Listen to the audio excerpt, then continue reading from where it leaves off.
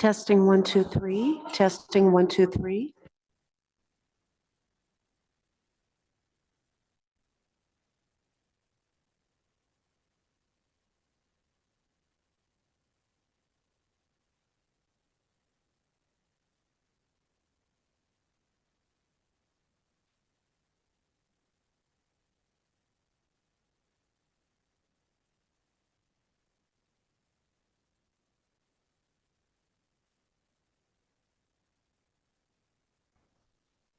Testing 1, 2, 3. Testing 1, 2, 3.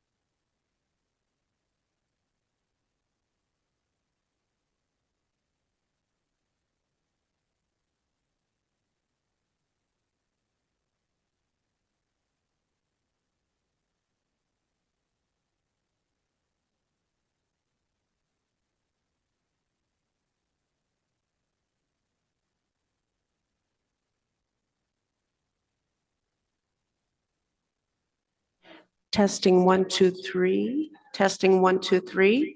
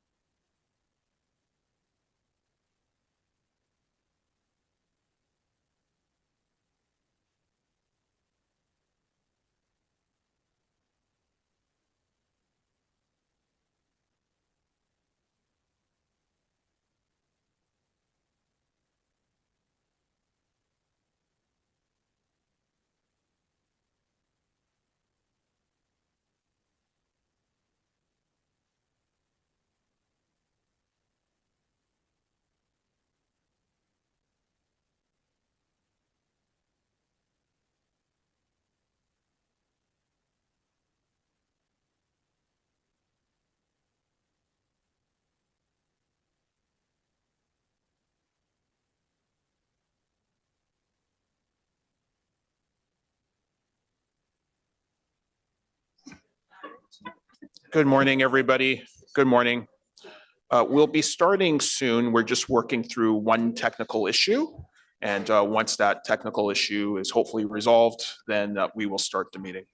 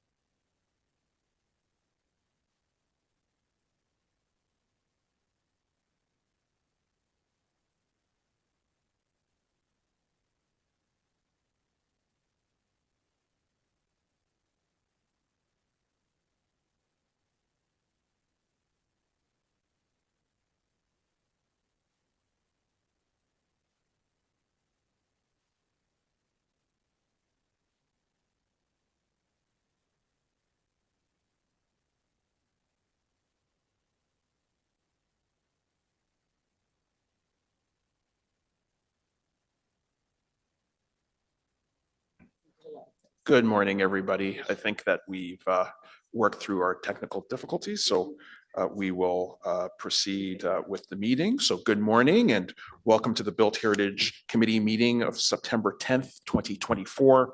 I'd like to call the members to order. This hybrid meeting is being facilitated through Zoom and is being held on the traditional territory of the Algonquin Anishinaabe Nation, the original custodians of the unceded land in which the city of Ottawa is located. We extend our respect to all First Nations, Inuit, and Métis people for their valuable past and present contributions to this land. Since this committee meeting is being streamed live on the Ottawa City Council YouTube channel, I'd like to remind participants to please keep your microphones muted until I call upon you to speak. For those participating here in the committee room, please use the microphone in front of you and keep your computer muted. I will provide each committee member with the opportunity to ask questions or comment on each item in the order in which they raise their hand in Zoom. For panelists, the raise hand option is found at the bottom of the participants list. For those calling in, please press *9 to raise your virtual hand. The committee coordinator and I will be watching for those cues. Members are also reminded to submit any motions, visual supports, or declarations of interest in writing to the coordinator at their earliest opportunity. Although the deadlines have passed to register to speak and provide written submissions to this committee, residents can still make written submissions to council. If you have any technical difficulties signing into the meeting, you can contact the committee coordinator. A reminder that if participants are having technical issues with their Zoom connection, they may call in using the backup telephone number provided by the coordinator. I have received regrets from members Legault, Quinn, and Dote. Before we proceed, I will ask the committee coordinator to do a roll call of all members. Councillor Kelly, Present. Member Dote, Member Quinn, Councillor Troster, Here. Member Madigan, Here. Councillor Leeper, Sorry, here. Member Legault, Vice Chair Plante, Ici. Chair King. Here. We have quorum. Thank you so much. Are there any declarations of interest? Seeing none, are the minutes noted on the agenda confirmed? Confirmed, thank you. So I will proceed with a consent agenda this morning. We do have a referral on 50 Carruthers to ensure that the property owner has a chance to address the committee, so we will hold that item. We have items for consideration of objection to the notice of intention to designate 149 Rideau Street under Part 4 of the Ontario Heritage Act. We have a number of considerations of objection to the notice of intention to designate. We do have one singular presentation, but I'll proceed with the consent agenda. We will have, I believe, some held items, and we'll be able to take in the whole presentation at that point. But for 149 Rideau Street, we do not have any registered speakers. We did receive correspondence from the clerk's office. Is there any interest on holding this item? Seeing none, is this item carried? Carried.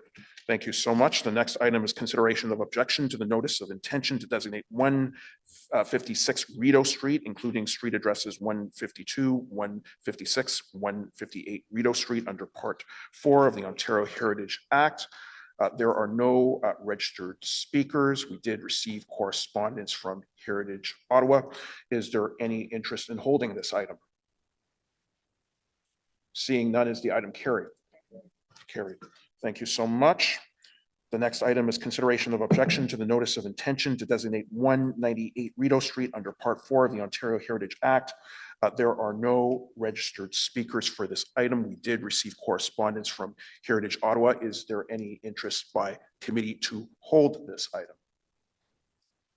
Seeing none, is the item carried? Carried. Thank you.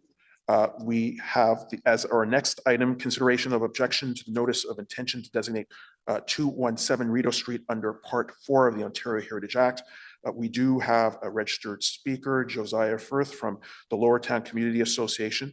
I understand that he is in support of this specific item. Would you like to speak on this specific item?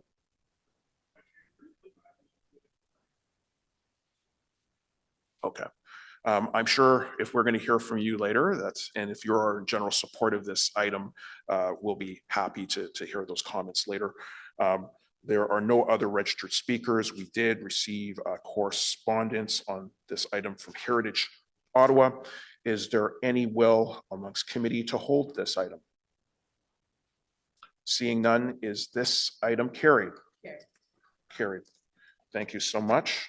The next item's application to demolish 227, 229, 231, 233, 235, 237 Patrick Street, St. Patrick Street, designated under Part 5 of the Ontario Heritage Act. We have registered speakers, so we will hold that item.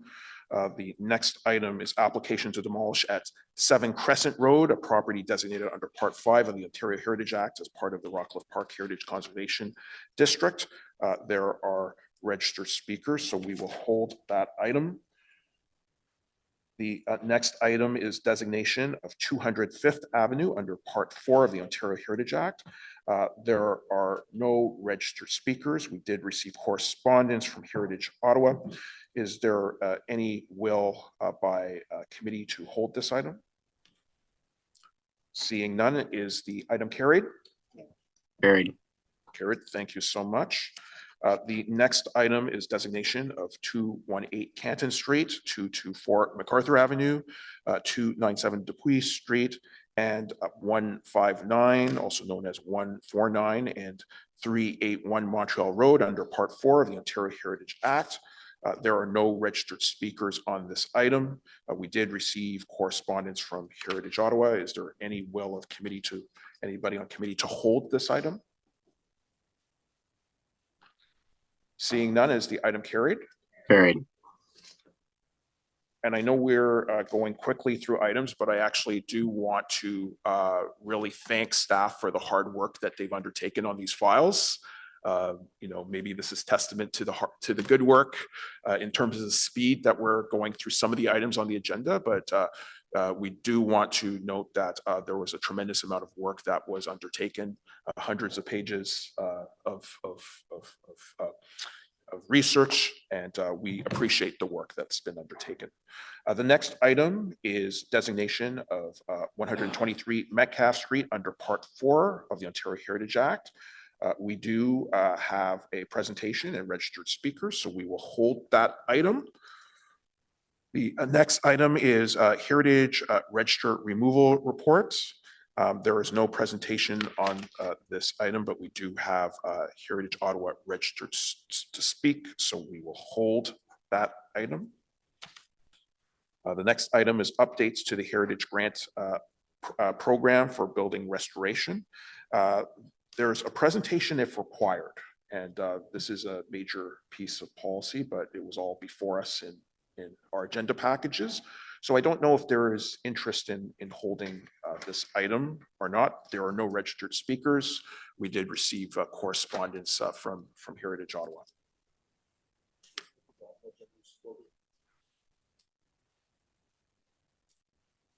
I'm assuming so in terms of the correspondence. I know that Hunter McGill, I think, is here, and I see heads nodding.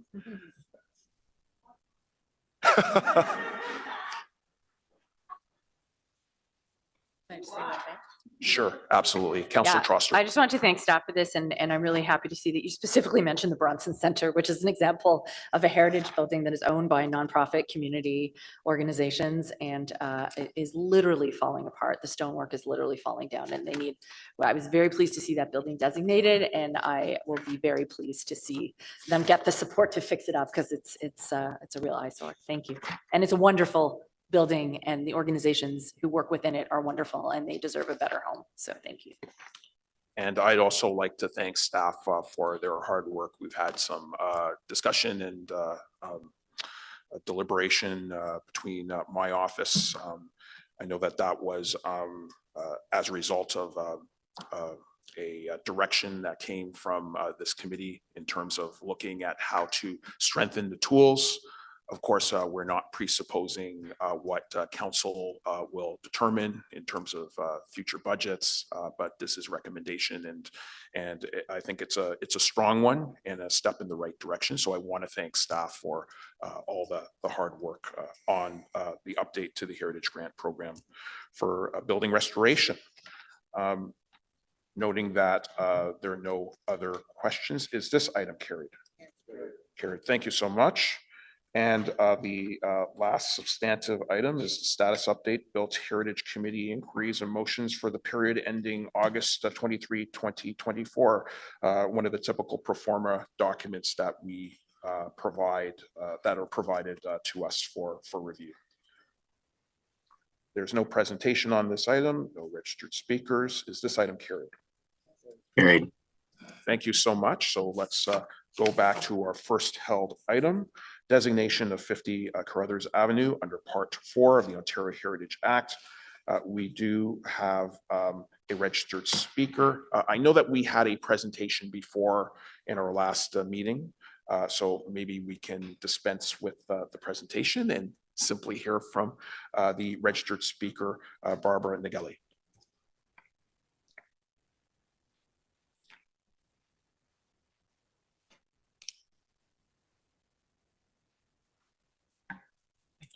Thank you so much for joining us, and you have 5 minutes to address the committee. Thank you very much, Chairman King, and good morning, Heritage Committee. Special hello to Jeff Leeper, my counselor. Thank you also for making the time to hear me. I know you have a very firm decision made on the designation of 50 Carruthers, and I can well understand. We have lived there since 1981. We have preserved the home as best we can. And that has been a challenge financially and of course in terms of repairs because everything has to be hand cut. But you will know all of that being a Heritage Committee. So here we are today. And I have two major points that I would like to make. And again, you are probably aware of these, but one is that our location, we are the second property in from the corner. We're also across from where the proposed embassies were at one point going to go. Now, the properties on either side of Carruthers are empty and they are owned by a developer. So I'm flanked by one developer who has been patiently not bothering me for many, many years. So, but the plan is, I think, with the developer is that it will eventually turn into a very high rise. So that's our location. And in terms of the intensification goal of the neighborhood and the city, it flies in the face of intensification to leave the house. Now, in terms of heritage, of course, you want to maintain the house, but I do want you to realize that I'm flanked by these two developers. It's my first point. The second point, and again, you're familiar with this, the house is suddenly old. And it got old rather rapidly when the high rises on Parkdale were built. And we had no idea this was going to happen. We just thought they're 2 blocks away. They're going up there. But when the blasting happened, there must be some kind of a fault zone. I'd be standing in the kitchen. The entire house would tremble. And so then after that, the doors wouldn't open and they get stuck part way. There are windows that are cracked and there's cracks in the plaster. So the damage happened in relation to the construction on Parkdale. Now, had I even anticipated that, I would have had an engineering report done before and after, but I didn't think about that. So here we are today. The house has now got even more health problems than it did prior to that. I mean, one of the main problems, of course, is the rotting wood on the 3rd floor and the rotting wood on the upright pillars that holds the 2 wraparound verandas. So we keep painting and painting and painting, but if you were to take a knitting needle and poke it, you would find a lot of osteoporosis in this house. So I feel the house is unwell at this point, which is not a good feeling for a home. And now the Heritage Committee is stepping in and giving a designation.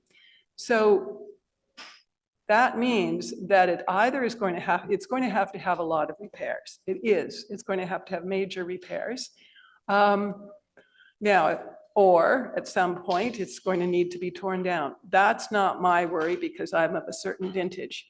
But I do want you to be aware of the health status of this particular home. I think those are the main 2 points, and I'm quite open to answering any questions if you have any. Appreciate your comments, and Vice Chair Plant has some questions for you. Yeah, thank you so much for your delegation. I admit I don't know that area of town well, so I just Googled where your house is, and it's absolutely stunning and beautiful, and it's very clear that you've taken good care of it. I was just wondering, because you talked about there was no engineer report before or after. If you could just go back, what would you do differently, knowing what you know now? I would have had before the Parkdale apartments went up and that it was agreed to 28 floors. The first one went up, it was over 30 floors. The second one's gone up, it's, I don't know, 34, however many floors it is. I would have had a report done because before and after, because it would show the damage. It would show that. And I know that from a previous claim some years ago when the building that is now Ottawa Housing went up. I did get insurance compensation because I had the information available. Thank you very much. And thanks for taking care of our heritage homes. We appreciate it. Councillor Leeper. Thank you very much, Chair. And Barbara, I don't have any real questions for you. I just want to say thank you for your persistence in asking to speak to this committee, and I'm glad that we were able to make this opportunity available to you today. And you know, I have strong feelings with respect to the need to preserve some of Mechanicsville's history. Your neighborhood is changing very fast. It's gentrifying very fast. The turnover is only going to accelerate in the coming years. I can only imagine what's going to happen when the senators move to, if they move to Le Breton Flats and the desirability of your neighborhood. So I do think it's important to preserve some of this. And, you know, I can only reiterate that this committee probably says 10 times every term, which is that the heritage protection is important and we are all committed to it. But without the tools and the financial resources to owners, I absolutely recognize that it's putting you in a diminished circumstance. So it is not without awareness of that challenge that I'm voting today to extend that protection to the House. Thank you for being here. Thank you. Thank you so much for providing your delegation. We really appreciate it. We appreciate all the work that you're doing and investing in your property, and we appreciate the challenges around designation. But the report does note that it does meet 5 of the 9 criteria of designation. And so at this point, are there any questions to staff by any of the committee members? Okay, Councillor Troster. Yeah, thank you so much for being here. I'm just wondering, my question to staff is, when this, you know, assuming this property will be designated, will this give access to potential funding sources for the homeowner to maintain the property? Does that provide more options? Good morning. The owner would certainly be eligible for the Heritage Grant Program and could phase projects every 2 years as they're eligible for that. And approximately how much money would a homeowner be able to access? I guess it depends on the project, but what would the ceiling be? The ceiling per application would be 10,000. Yeah. I recognize that that's a small amount of money on a heritage home that needs a lot of work, but that's good to know. Thank you very much. Thank you. Thank you so much for that question. Is the report carried? Carried. Thank you so much. This report will be submitted to Ottawa City Council on September 18th for consideration, as well as all the consideration of objections to the notice of intentions that we had approved. We'll now move to the next item, application to demolish 227, 229, 231, 233, and 235, 237 St. Patrick Street. And we have a presentation from staff.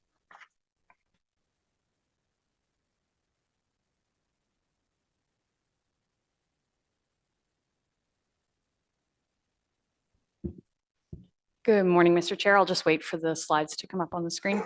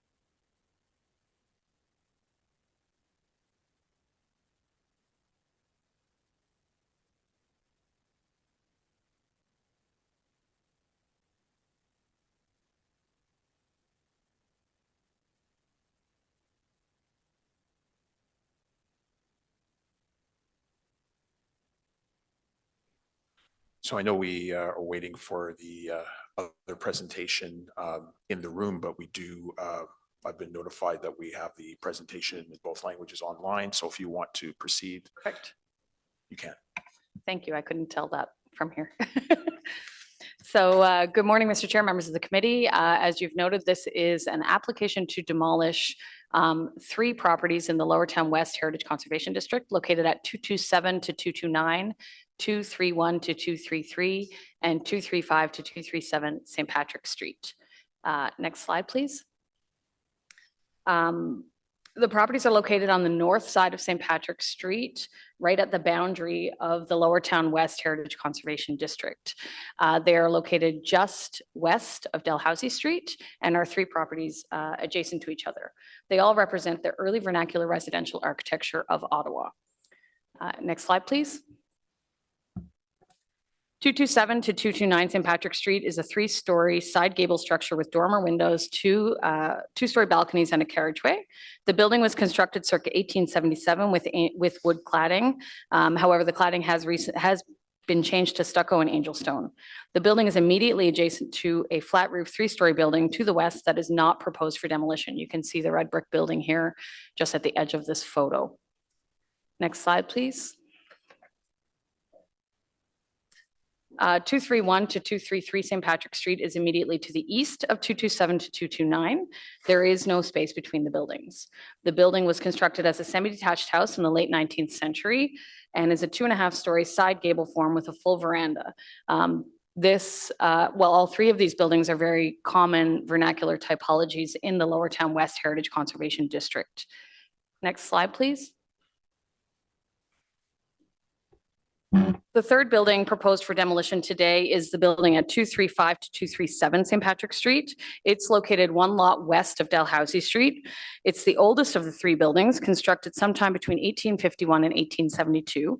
It's a flat-roofed, semi-detached form that was originally clad in wood and later replaced with concrete block on the front facade and pressed tin on the side elevations. Next slide, please. These images show the buildings as part of the St. Patrick's Street streetscape. Again, you're looking at the north side of the street. Despite their condition and alterations, these buildings are representative examples of the 19th century built form and historic character of Lower Town, which is Ottawa's earliest settler neighborhood. Next slide, please. These images are looking east towards the properties, again along St. Patrick's Street. You can see again that despite their condition, they do form part of that historic streetscape. Next slide. Thank you. So in terms of application background, these 3 properties have been the subject of ongoing discussions between city staff in various departments and the property owner.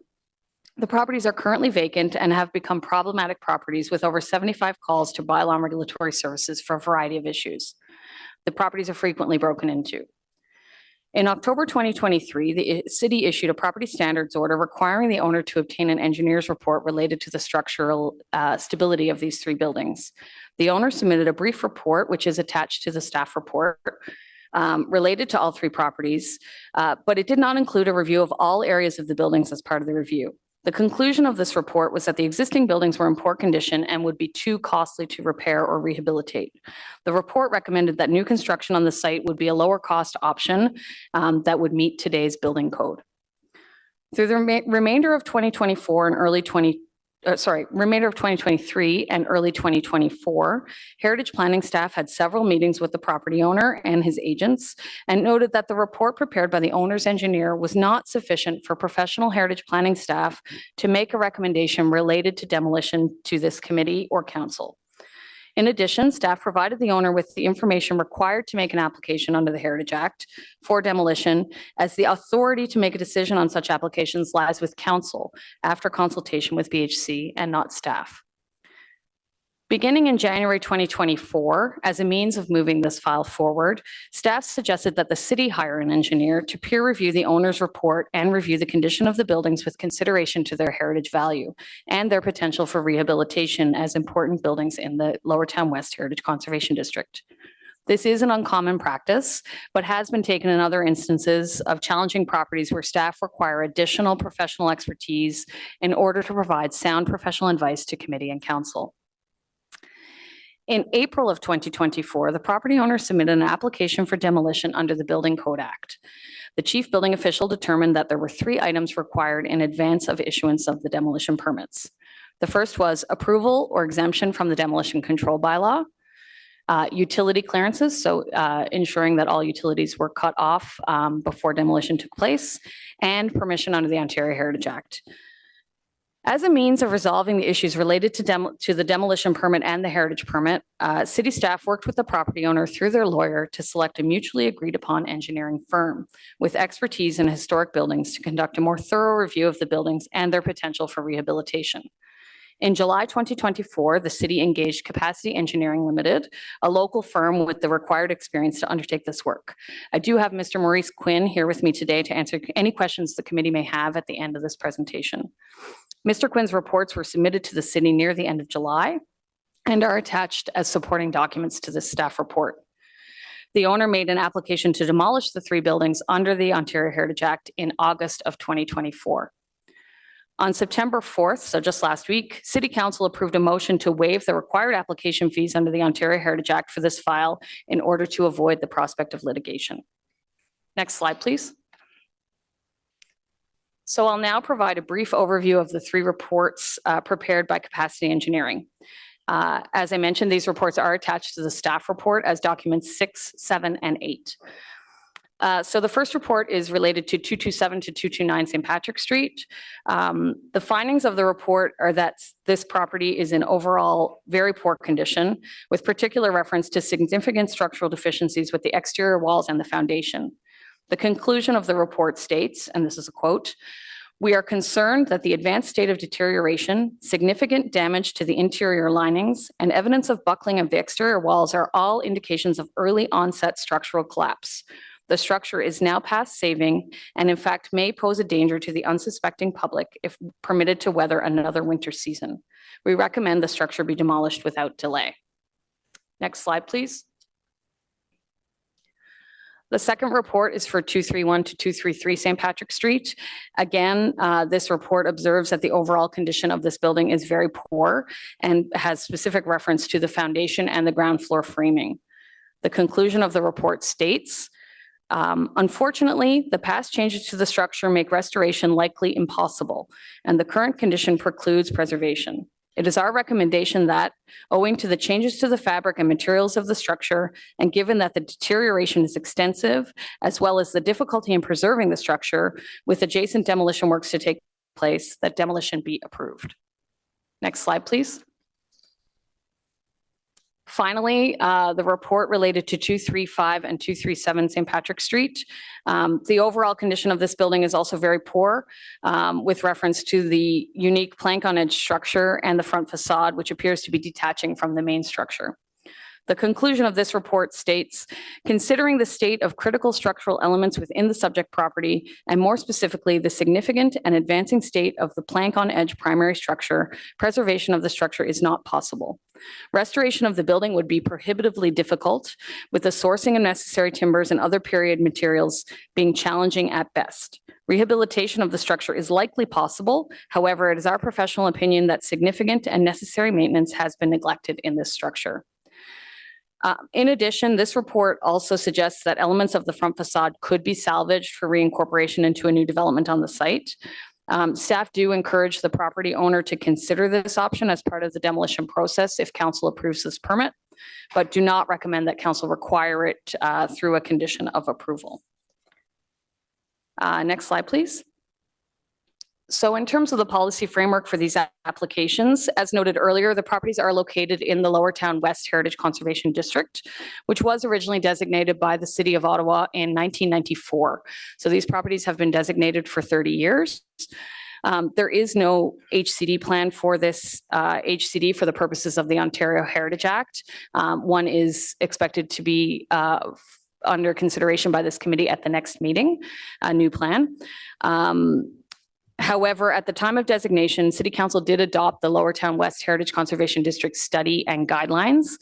And the document does have guidelines related to demolition, which basically says that generally demolition of properties that contribute to the overall cultural heritage value of the district will not be recommended for approval by council.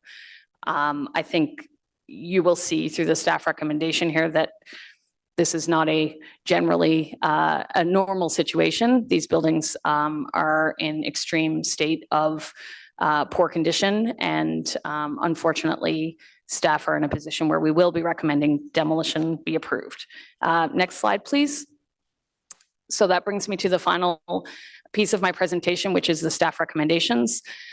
Staff are recommending that committee recommend that council approve the application to demolish, conditional upon the owner entering into an agreement with the city to be registered on title to landscape and maintain the property until such a time that new construction is proposed. This committee will be familiar with the fact that generally, applications for demolition are accompanied by an application for new construction. And in this instance, given the condition of the buildings and the ongoing challenges associated with them from other departments within the city, staff are recommending that the demolition be approved in the absence of an application for new construction.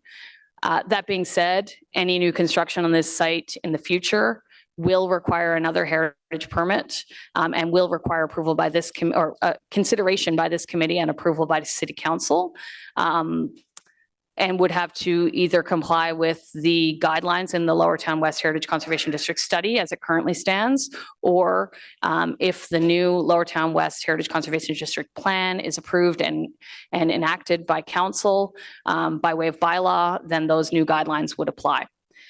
The second recommendation of this report is to exempt the property from the requirements of the demolition control bylaw for essentially the same reasons that I just outlined on the heritage permit.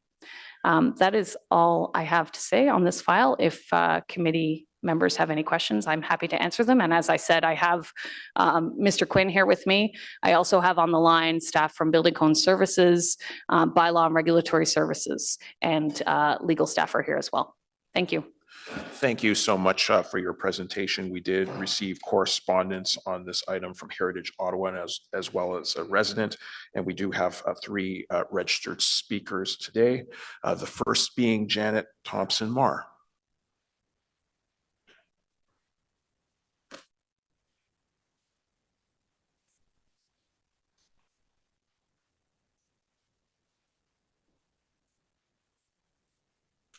Is it okay?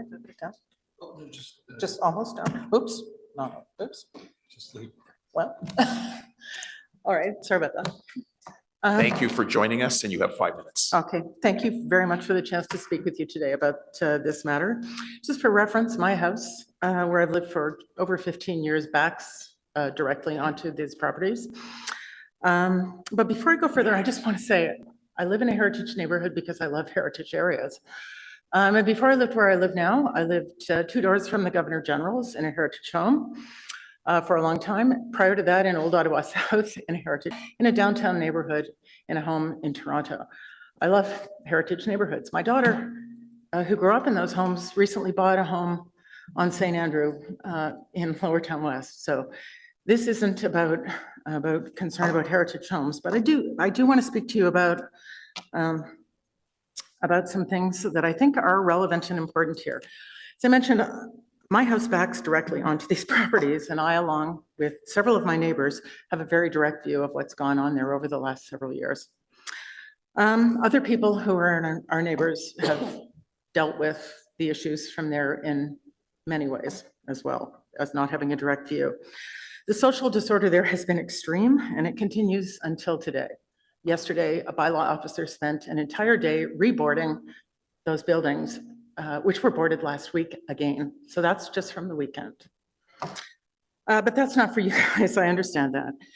During the last year or so, though, my neighbors and I have come to know the owner, Brian Dagenet, and through him to get a bit of an understanding of the condition of those buildings and of the challenges he's faced in dealing with the situation that he's found himself in there. And how he's conducted himself in dealing with those challenges. And I say this as someone who has had my life significantly negatively impacted by what's happened there. Brian Dagenet is not a bad actor in this. I just need to say that. We've dealt with him a lot. My neighbors funnel through me mostly their concerns about those properties when they see and hear and experience what's going on, so that not everybody reaches out to Brian. And so even on vacation, unfortunately, I've been dealing with this. And he's very responsive. He arrives immediately. He deals with things. He's tried his best. Have there been mistakes there? I mean, I think if you asked him and he looked back, he would never have bought those properties. I think we can say this without any doubt, but that's not the situation that we have. He's a good person. He's done his best.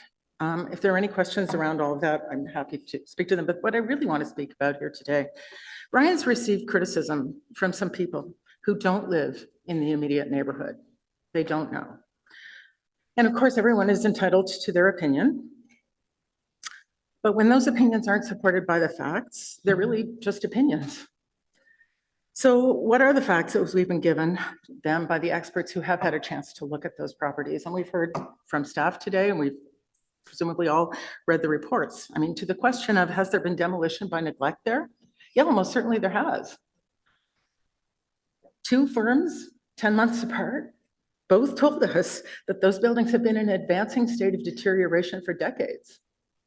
Right? There have been things done in those buildings that should never have been allowed to happen. And there was work not done to rectify that. As a result, we're seeing their demolition be recommended. But to the question of whether the demolition by neglect was by Brian Dagenet, I think almost certainly no. Two different engineering firms whose engineers have professional designations, professional standards to meet, professional reputations to maintain, both tell us that the deterioration there has been going on for decades. So we have no reason whatsoever to believe other than what they're telling us about those structures. Brian Dagenet bought those properties in late 2019 and early 2020, leading into COVID. Yes, there have been untold problems of social disorder, and the outward appearance of those properties for sure has deteriorated a lot. They're covered in graffiti. The insides are a terrible mess. They've been repaired multiple times. But if you look at photos of what they looked like when he rented them to people, they did not look terrible. Unfortunately, there has been a serious problem with the clients who have been there. We've all lived it.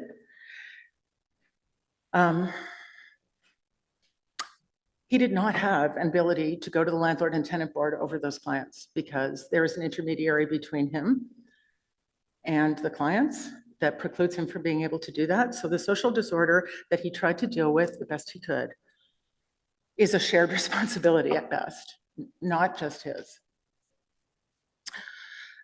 So I'm just going to quote quickly from Christopher Hitchens, who famously said, "What can be asserted without evidence can also be dismissed without evidence."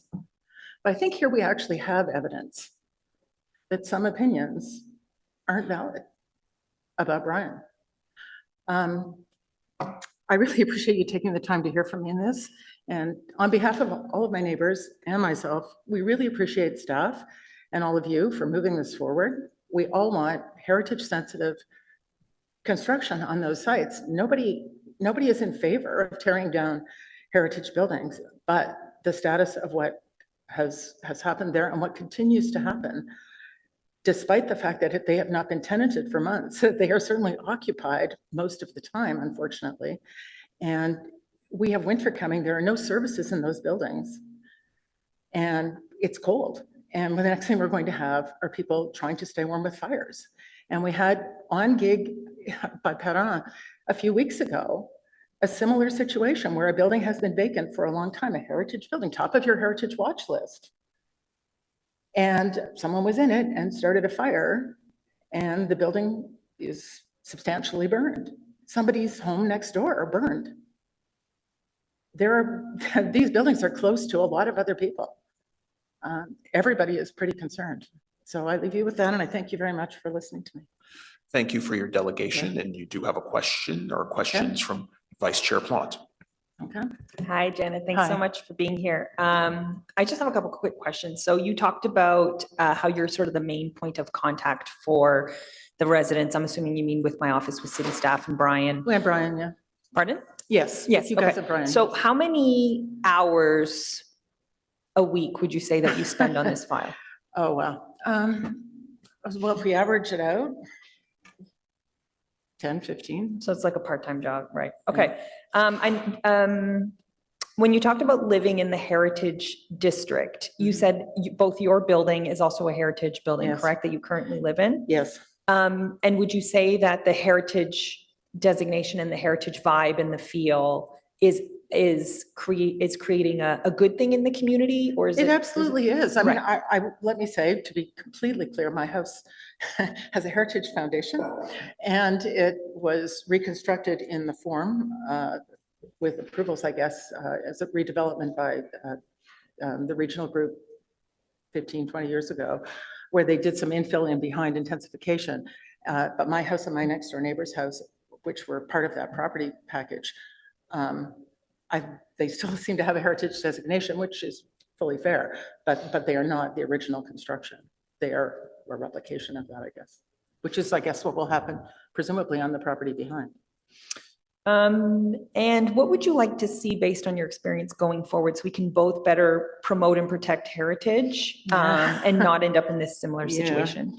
I mean, obviously, a lot of people have spent a lot of time thinking about that recently in the neighborhood, and I'm sure staff have spent their careers thinking about this. Just designating something heritage isn't helping, right? It just isn't helping, because there are so many people who look after those properties beautifully and lovingly and have the money to do it. And then there are the people who don't look after them because they want demolition by neglect. But in the middle, there's a large group of people who just can't afford to look after those homes. You only need to look on my street. You walk the 5 or 6 streets between there and Sussex as it goes around, there are dozens of homes that are so close to what happened on St. Patrick's Street. And it's hard to believe that those people are all doing this as bad actors. Those people are doing it because they don't have the funds to look after it. And I don't know whose decision it is, and I don't know where the policy changes on this. And, I'm not sneering at $10,000 every 2 years, but wow, that does not go very far. I had my own front porch, which is not even large, fixed and repainted this year. And we were talking $5,000 for a small porch, which wasn't in bad condition to be, so $10,000 every 2 years is not saving those houses.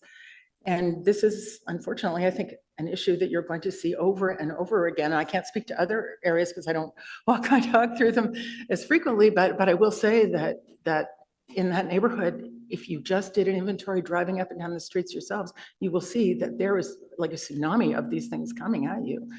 And I don't know how people fix that. I don't know how they deal with it. I want it fixed. I want it saved, but I don't know where this mythical person is who's coming to buy these properties and put that money into them at this point in time. A few, yes, for sure, but not all of them. So I don't know.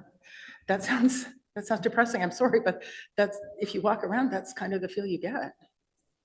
So. Well, I just wanted to thank you for coming today. I wanted to thank you for everything you've done for that little block. I know the neighbors are very reliant on you. I know my office is very reliant on you as well. So well, if you watch thank you the for things being out here. your back windows, both my kitchen and the principal bedroom have 2 windows facing out onto that property. So there's really little option but to do something. Thank you so much. Okay. Thank you so much for your delegation. The next registered speaker is Josiah Firth.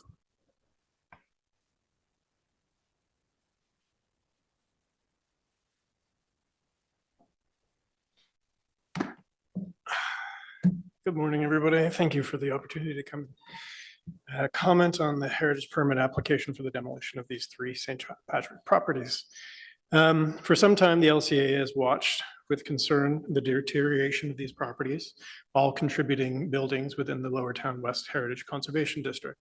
Constructed between 1851 and 1878, they are amongst the oldest in the district with compelling histories. Their demolition by neglect is a huge loss for Ottawa.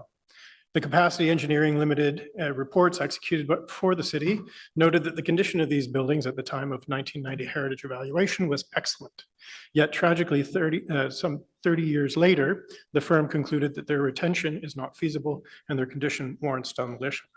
We do not contest CL's conclusions, but we hope this committee will take note of its explanation of how demolition by neglect happens and decide to develop a more effective response to prevent such demolitions in the future.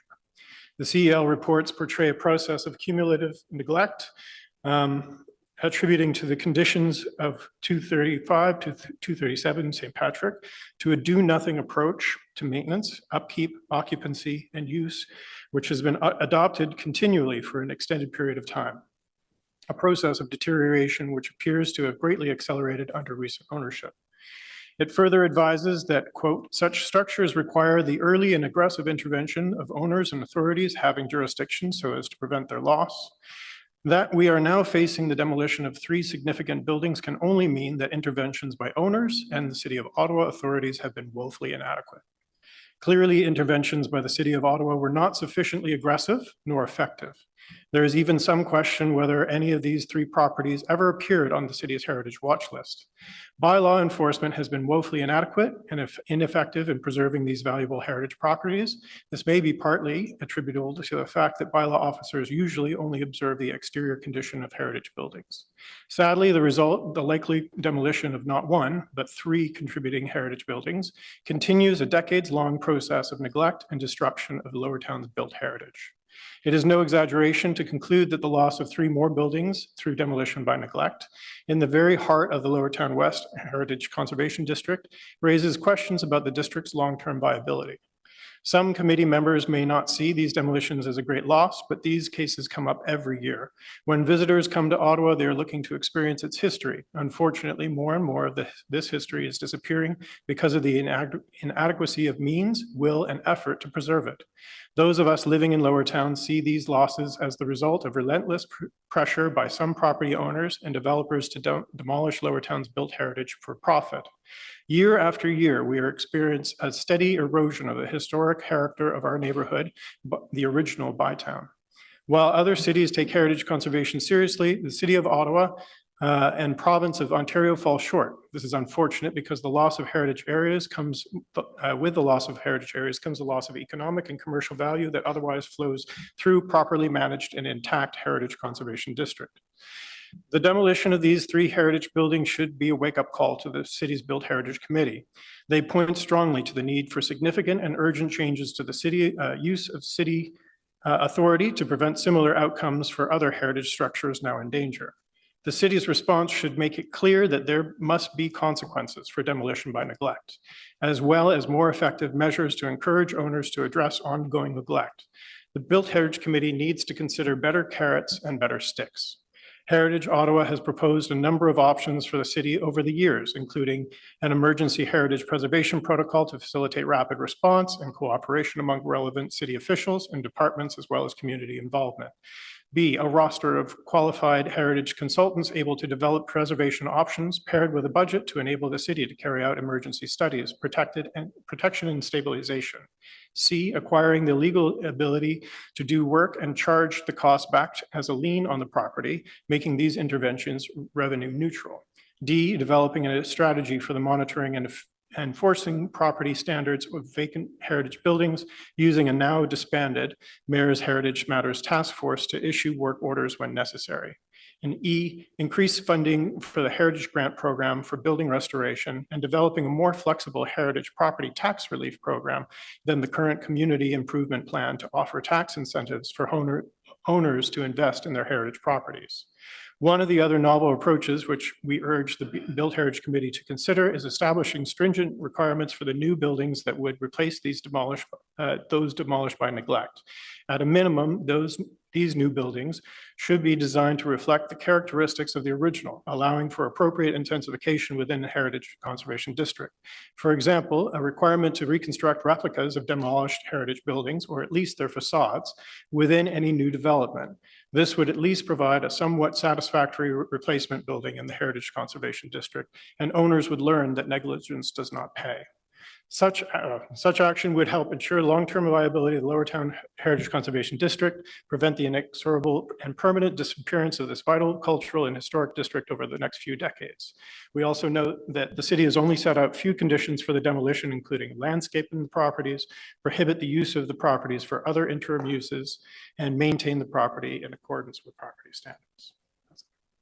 Thank you so much for your delegation. We do have some questions for you, starting with Vice Chair Plante. Thank you, Chair. You mentioned in your comments that other cities are doing things differently. What would you say, what is the most important thing you've taken away from looking at other cities? I think it's really, well, I mean, other cities are taking it seriously. We really don't appear to be taking this very seriously. These things come up and they go away. I've yet to see one example, with the exception of the Our Lady School, where the city has stood its ground on this type of a thing. And yeah, I mean, the city's policies haven't worked in that situation either. So clearly we are, whatever we're doing is woefully inadequate, and we need to try something else. If I have a question for staff, is that at the end? Yeah, okay, right. Thanks. Councillor Troster. Hi, thanks sorry. for being here. Actually, Councillor Plant asked my question, but I'll tell you, I represent Somerset Ward. We have a few egregious examples of similar properties, and it is incredibly frustrating also to see that in a fit of desperation, sometimes we waive fees, which end up benefiting potential bad actors who have allowed their properties to deteriorate. So I just want to let you know, I am also frustrated, and people, they're constantly asking about Somerset House, for example, and why don't you expropriate? Why don't you do this? Why and it's very tricky to figure out how to intervene in those cases. We also have, as you also know, properties owned by foreign embassies that are also being left to rot. It's a real blight on the downtown core, and it really contravenes our heritage policies. So, I look forward to working with staff. I'm going to take a close look at your recommendations, because I think we have to figure out how to do better with this, because to end up in this place is so unfortunate. And I don't think anyone's disputing that these properties need to come down now, but they didn't have to come down a few years ago, and they didn't just fall apart on their own. My own house is the same age as these properties. It's in immaculate shape, and I bought it 25 years ago. Thank you very much. Thank you. And we also have a question from Member Madigan. Thank you, Chair. You raised a number of good points about how these properties came to the state they are, and the point that we're looking at approving demolition. I'm not sure if you mentioned that losing the properties loses, low rental property. Is that part of the loss to the community as well, as having, the diversity of people, the opportunity to rent in a historic district? Yeah, well, but it's also, so when I bought my property, I was 23 years old. The Byward Market was the most affordable place for me to buy a house. And I think that still holds today. We could be looking at a totally different demographic moving into the Byward Market if these houses were up for sale to regular people and not exchanged between landlords. It would be a really big boon for us. You And a raised big a boon point for the there. community. When you bought the house, was it in comparable state to the houses we're looking at today to demolish? Well, according to the report from back in the 90s, yeah, it was in exactly the same state. It was excellent. It was old, but And have you invested copious amounts of money into the house? Replaced roof, fixed foundation. Yeah, done a lot of work to my house. Is over it more 25 unusual for these type of houses like other owners? No. But my father built and restored heritage properties on both coasts of Canada and in Bermuda. So there needs to be more education about what it takes to buy and maintain a heritage property. And the real estate agents aren't helping the situation. They just want to see things sold. And they will tell prospective buyers whatever they want to hear as it concerns heritage properties. So that's one aspect. We also have issues with building inspectors, regular property buyers, like people who are looking for homes, can't buy heritage homes because building inspectors will fail them. But people can buy investment properties without being inspected and then blame, somebody else for the deterioration of their property. So it's really like we need some better experts, especially when these properties are changing hands. It would be really helpful, I think, if we took the same approach to heritage properties as we do to used automobiles. They all need to be inspected when they change hands by a third party and conditions rectified before they are permitted to have somebody live in them. We can do exactly the same thing with heritage properties. It's not going to do a great deal for the housing values, but it will do a lot for heritage. Yeah, one last question. I guess in maintaining your house, you had to make choices between them. This year, maybe I can't go on that long distance vacation because I got to put a Oh, roof on the house. Yeah, I mean, like has been said before, the $10,000 is woefully inadequate for any kind of, especially heritage work. I mean, you can get your house painted and maybe trim painted for that much these days. I have a brick building, tuck pointing, getting the proper masons to do it, who actually understand about mortar from back in those days and things like that. These workers are dwindling and they're expensive. And we have really no greater access or help in hiring them. Thank you for your delegation. Thank you. Thank you so much for your delegation. Very informative. And, I think it provides us some food for thought in terms of the trajectory of the policies that we apply to heritage. I can say that there has been a revised bylaw, as you might know, in November 2022. We see this as a start of a process so that we can deal better with vacant properties, requiring an annual permit, being more proactive with inspections. That was only just a scant 2 years ago, but there's much more work that needs to be done. I think we would all acknowledge this around the table. Council most likely would acknowledge that. And we're going to be committed to looking at ways that we can improve our heritage policies. And I think that the submission that you provided is a good first step for a discussion so that we can ensure that we go in a better trajectory. So I do want to thank you for the very thoughtful delegation that you provided to this committee. Yeah. Thanks for the committee. Thanks, staff. Thank you. The last registered speaker is Crystal McConaughey. Just want to test out my camera to make sure everyone can see and hear me. Yes, we can hear you. Perfect. Thank you. Thank you, Chair. I am the counsel for the owners of the properties at issue today.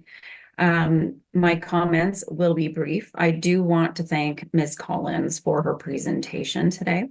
The city's legal department and the Heritage Group do understand that we do not agree with their interpretation of the law as it relates to the enforceability of a pre-2005 heritage study, but for the purposes of the hearing this morning, we are prepared to support the staff report and thank them for their work throughout. Thank you so much for your comments. Are there any questions for the delegation? I see that Councillor Leeper has a question for you. Thank you very much. I'm not a lawyer. You continue to disagree with the city interpretation. If we didn't go down this path today, what would that path look like for your client in terms of a resolution? What would you be seeking? At this point in time, there are essentially two issues, and I won't get into too much detail. I know that we only have a brief amount of time, and we've gone over this with staff at the city already. The first is the applicability of a 2005 heritage study, which in this case was brought in much before the 2005 Ontario Heritage Act regime. And so it would be in some ways potentially an avenue to go forward to get a declaration from the court that it wouldn't be applicable, and therefore the permit process would go through without engaging heritage at all. And there are also some concerns about the applicability of the Heritage Act in a situation where it is actually the city's bylaw and services who have brought an order for this property, concerned about whether or not it is structurally sound, or these properties. So it's a court process as opposed to a tribunal process that you'd be pursuing? Yes, it would. Okay. Thank you. Thank you so much. And there are also questions from Vice Chair Blount. Hi, thank you so much. I'm going to pose the same question to staff, but I'll start with you. Is your client open to retaining some of the facades of the original building in any sort of reconstruction or future developments? At this point in time, we are standing behind the staff report. The staff have said that there is the potential for one wall, but they're not recommending it as a condition in this circumstance. But is your client amenable to potentially rebuilding it under a similar or facade? I can't speak to the future. I do know that any permit that would have to come through, if it's coming through heritage, would again have to be approved, and it would certainly have to adhere to those features, those heritage features, if it were to come through the heritage process. Thank you. Seeing no other questions, thank you for your delegation. We appreciate it. Questions to staff? Councillor Troster. Thank you so much, Chair. I just want to register my profound discomfort with approving a demolition permit without a clear plan moving forward. I mean, there's a reason we have these policies. I just want to clarify a few things. The ban on interim uses, would that include banning parking for both commercial and personal use? Yes, it would. Good, thank you. And if the owner were to apply for a change to the conditions of the permit, would that also come back to Built Heritage Committee, or would it remain at the staff level? I think it would depend on what the parameters of the change are, but likely it would come back to this committee. Okay. Yeah, I mean, we've seen a lot of interim use parking lots that outlive their zoning exemption, and it's just a blot on the downtown core. I mean, we want housing or green space. We don't want more surface parking lots, and our policies are very clear. And that's why, generally speaking, we don't allow demolition unless there's a plan to rebuild. That's very, very clear. I understand that these properties are in exceptionally bad shape. I have a number in my ward that I would like to see come down to. I understand the urgency, but, you know, I would just really question the notion that the property owner has no responsibility here for the decay of these buildings. I mean, he's owned them for several years. When you purchase a property, it's your responsibility to take care of them.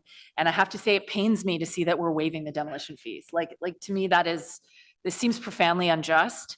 Again, if this is what staff is recommending and what the chair of this committee is recommending and the ward councillor, I'm willing to go with it, but I don't like the precedent that this sets. I think it allows bad actors to allow their properties to decay and then be financially rewarded for doing so because they're not paying for the demolition permit. And that's really, really frustrating.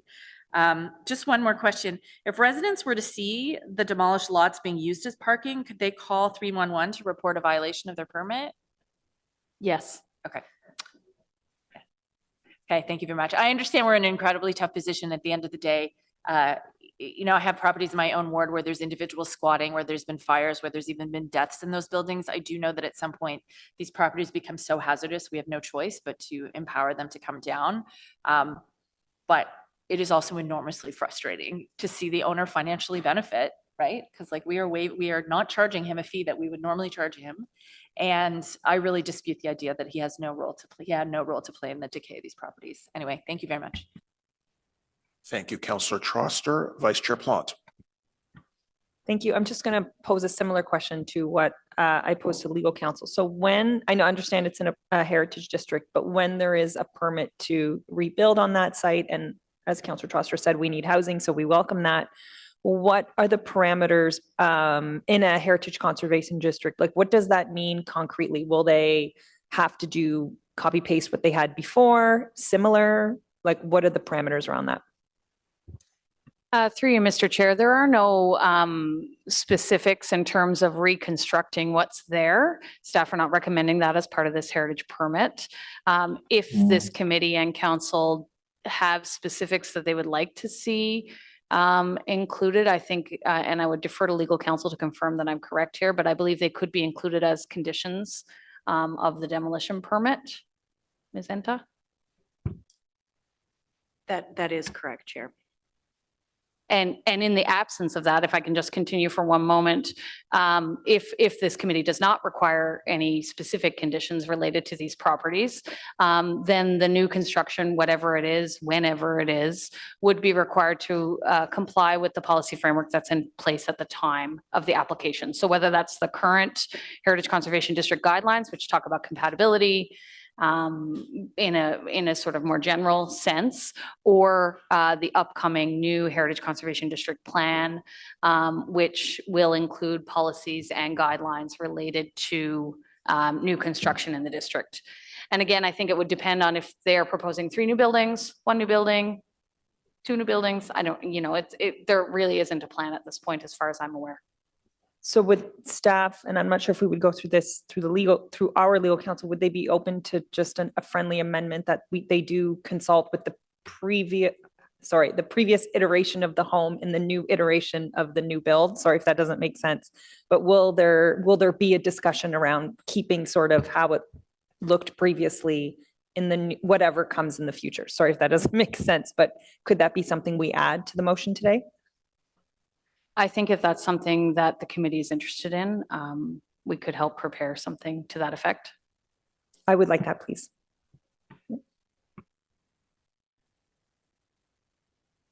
Thank you so much, Vice Chair Plot. Member Madigan. Thank you, Chair. I really appreciate all the work staff's done on all the files, and including this one.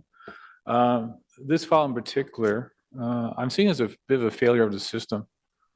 How can we let houses, which are rental houses, deteriorate over quite a long time, and people still living in them, and then we leave the houses, get to the point that they're a danger to the public as well, walking by? Isn't there a mechanism within the system, like not within the heritage section, but bylaw enforcement, to obligate repairs and maintenance of the buildings to bring them up to safety standards?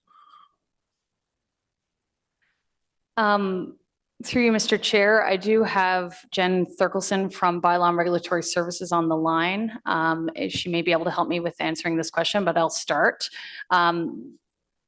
I think in the instance of these properties, from a heritage perspective, these properties were not on the heritage watch list because they have not actually been vacant for very long. I think Bylaw and Regulatory Services staff may be able to speak a bit more to any ongoing property standards issues on these properties over time. I think Jen is there on the screen there now. Thank you for the question, through Mr. Chair. Absolutely, as Leslie indicated, a vacancy is somewhat recent at these locations, at all the properties. In terms of the question in our enforcement mechanisms, they are in place. The difficulty, as noted through some of the speakers as well, has been the continual, even when it was vacant, the break-in. So that could, to speak volume in terms of the report, I mean, we've had over 50 calls for service at this location. So yes, there is mechanisms in place. There's absolutely, we are attending as quickly and as swiftly as we can. But the bigger piece in terms of the safety concern would be what we call the board up. So that's the break-in. So where through us or through the property owner, we would facilitate that securing of the property, but then you turn around and no sooner drive away or go up the street and then it'd be broken into again. So to answer your question, yes, there are mechanisms in place. We have taken severe enforcement actions against this property owner as well. I will reiterate add that to the file as well, in terms of we do have ongoing court summonses and prosecutions before the courts currently in relation to this owner. Thank you for that feedback. Some additional comments. I feel like this is a great loss to the district and also here in general for the city. One of the properties possibly predates Confederation. The 3 properties together contribute to the historic evolution and history of the district. I think the options have not been fully explored, like whether obliging the owners to rebuild in a similar manner, similar massing, similar appearance, retaining aspects of the buildings to reintegrate with the rebuilding there. I can see what would happen is that when a property gets developed, the developers will most likely try to maximize, go beyond zoning. So we'll probably get a different building there, which is a different size, not quite integrated with the neighborhood. I think some of the things we should have as requirements there are not there, documenting the buildings before they're demolished and as they're demolished for archive, putting additional obligations on the property, if that's possible. But I think if we continue accepting demolition by neglect, we continue to lose the heritage that we have. So for this particular file, I will be voting no to not accept the demolition. I think there's other means and mechanisms to put in place to deal with it. But I think that has not been fully explored. But again, thank you for your time you put into this. Thank you for your questions and your comments. Councillor Leeper. Thank you very much. Member Madigan's vote is legitimate. I'm personally going to hold my nose at the moral hazard that we continue to create. The practicalities of this situation are extreme, and I don't think it's pragmatic to refuse this demolition. But it, just exacerbates the moral hazard we create whenever we permit one of these demolitions in the case of demolition by neglect. One question, and then I just wanted to address Councillor Plant, or sorry, Vice Chair Plant's motion. Maybe I'll do that now. I think what you've done is to amend the motion such that the next iteration of building on this property would have to look like what is there currently. Okay. I would just suggest that that should be put as a separate motion. I don't support it. So I'd like to have the opportunity to vote on that one apart from the rest of the main body of the recommendation. So I would ask staff not to consider that friendly, sure. but just separate it out. Yep. And then the final question I have, I received another note, I think it was from a Lower Town resident last night. In these cases, we hear a lot about expropriation, expropriate the property. Can I just ask, I think, once again, what the challenges are to expropriating these sorts of properties under the powers that we have under the Expropriations Act? Mr. Mark. Chair, I see Take your that time, Mr. please, Mark Mr. is Mark. approaching the committee.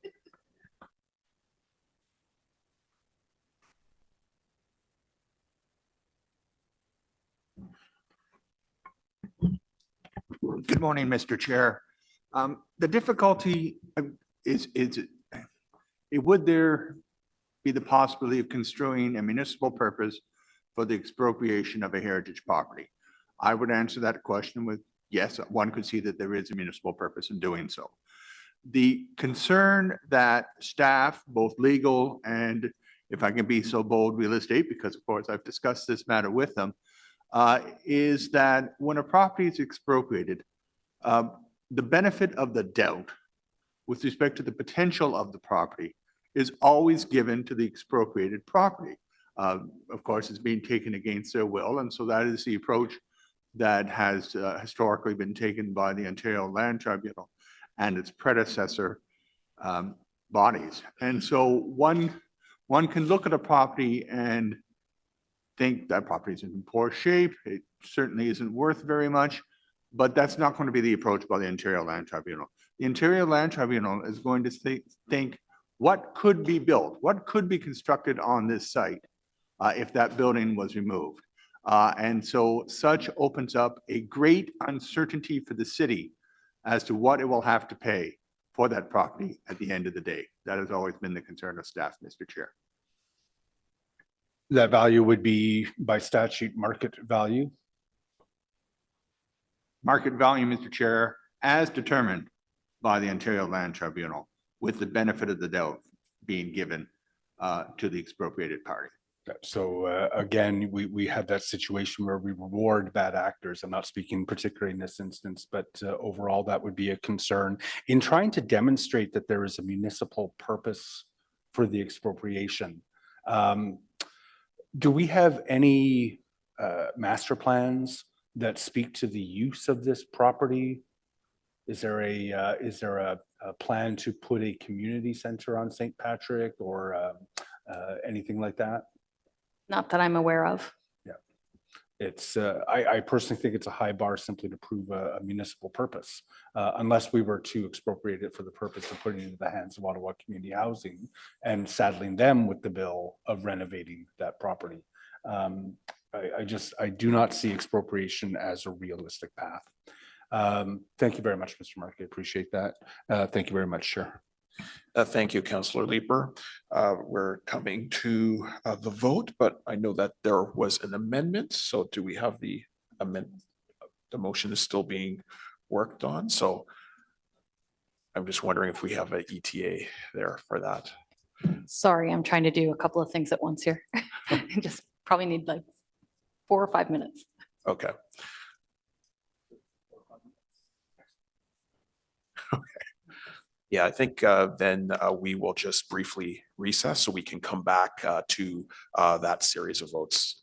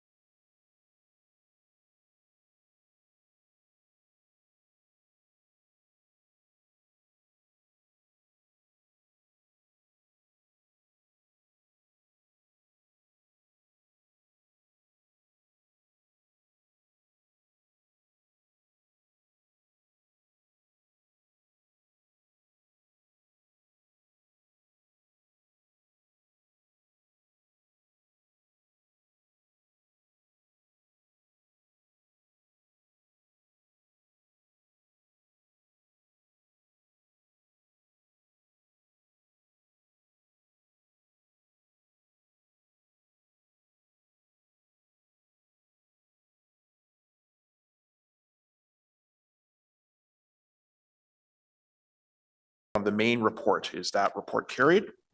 Carried. Thank you so much. Sorry, with dissent from member Madigan. So that's been recorded. This report will be submitted to Ottawa City Council on September 18th for consideration.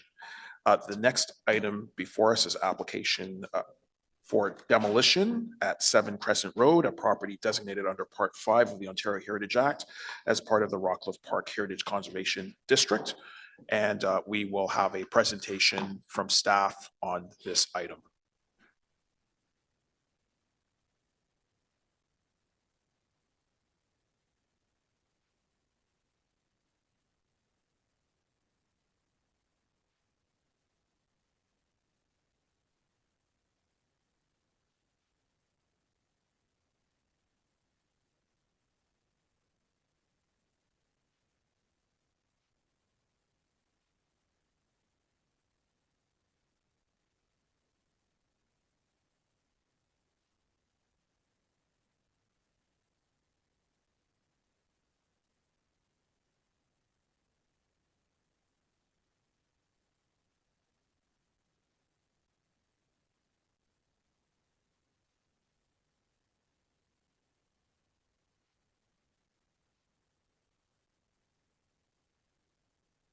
Thank you. Proceed. Good morning, everyone. This is an application for demolition of the house and garage at 7 Crescent Road. Next slide, please. The property is located in the Rockcliffe Park Heritage Conservation District and situated at the northern edge of the district. The property is a wedge shape with a narrow frontage along Crescent Road. The house is built into the landscape with limited views of the building from Crescent Road, however, opens up at the rear with expansive views over the rockeries towards the Gatineau Hills. Note that the garage is positioned in front of the house and is what you see in the left-hand image on the screen. Next slide, please.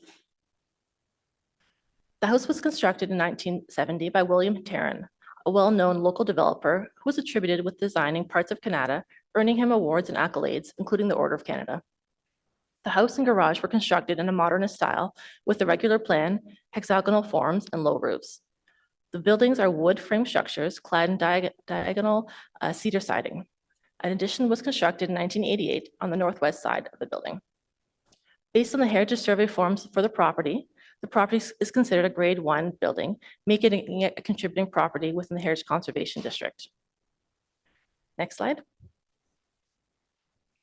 On June 23rd, 2024, a fire broke out in the house, severely damaging the building. Ottawa Fire Services were able to contain the fire, preventing any damage to the detached garage, neighboring houses, or landscape. The cause of the fire remains undetermined. According to the Rockcliffe Park Heritage Conservation District Plan, the demolition of a Grade 1 building is only permitted in extraordinary circumstances, such as fire or natural disaster.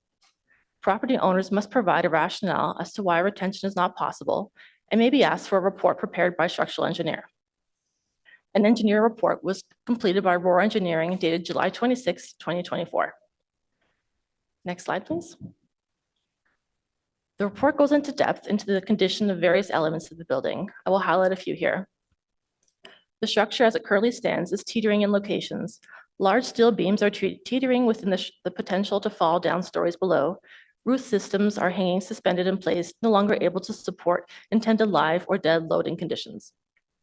The superstructure materials have sustained smoke and water damage. Those materials will be assumed to be covered with asbestos fibers. Approximately 65% of the superstructure was consumed during the course of the fire, and partial wall structures remain standing in isolated locations. The cedar facade treatment are smoke and water damaged by the fire itself, and those remaining materials are beyond salvage due to the risk of contamination, bacteria, and asbestos. The full engineering report is included with the staff report.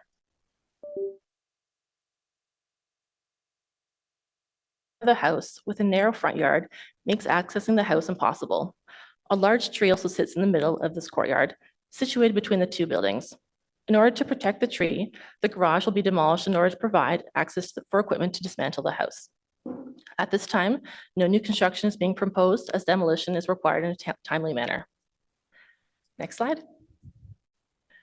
For consultation, both Heritage Ottawa and the Rockcliffe Park Residents Association have been notified of the application and have submitted comments. Chair King was notified of the application, as were neighbors within 30 meters. Next slide. And finally, staff recommend approving the application to demolish as the building is in a severe state. We are also adding a condition similar to the last application here that the owner enter into an agreement with the city to maintain the property until such a time that new construction begins. And finally, staff have also included a recommendation to exempt the property from demolition control bylaw to allow for the quick dismantling of the building. Thank you. Thank you for the presentation. We did receive correspondence from Heritage Ottawa on this item. We have a number of registered speakers, including first Hunter McGill, I believe, from Heritage Ottawa. Oh. Linda.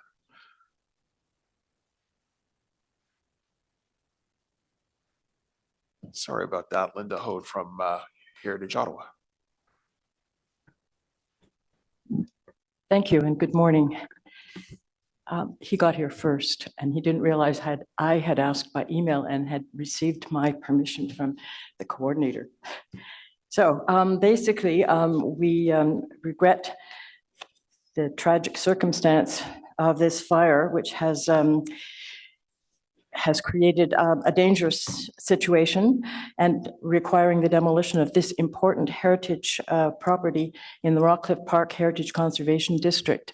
You will be hearing, I'm sure, from the Rockcliffe Park Community Association, who are very upset, understandably upset. And it's not the first loss of designated buildings or buildings in their designated Heritage Conservation District. What I wanted to bring to your attention was the question of whether or not the vacant property bylaw has been adhered to. In other words, did the building have, or the property have a sign with the contact information for calling about complaints? It was the property being inspected bi-weekly to ensure that maintenance was being undertaken and the building was secure with a logbook. These are all the requirements of the vacant property bylaw, which some of you may not be aware of. It's a very important bylaw. It is one of the ways of protecting vacant buildings, heritage or not, because we need to identify them.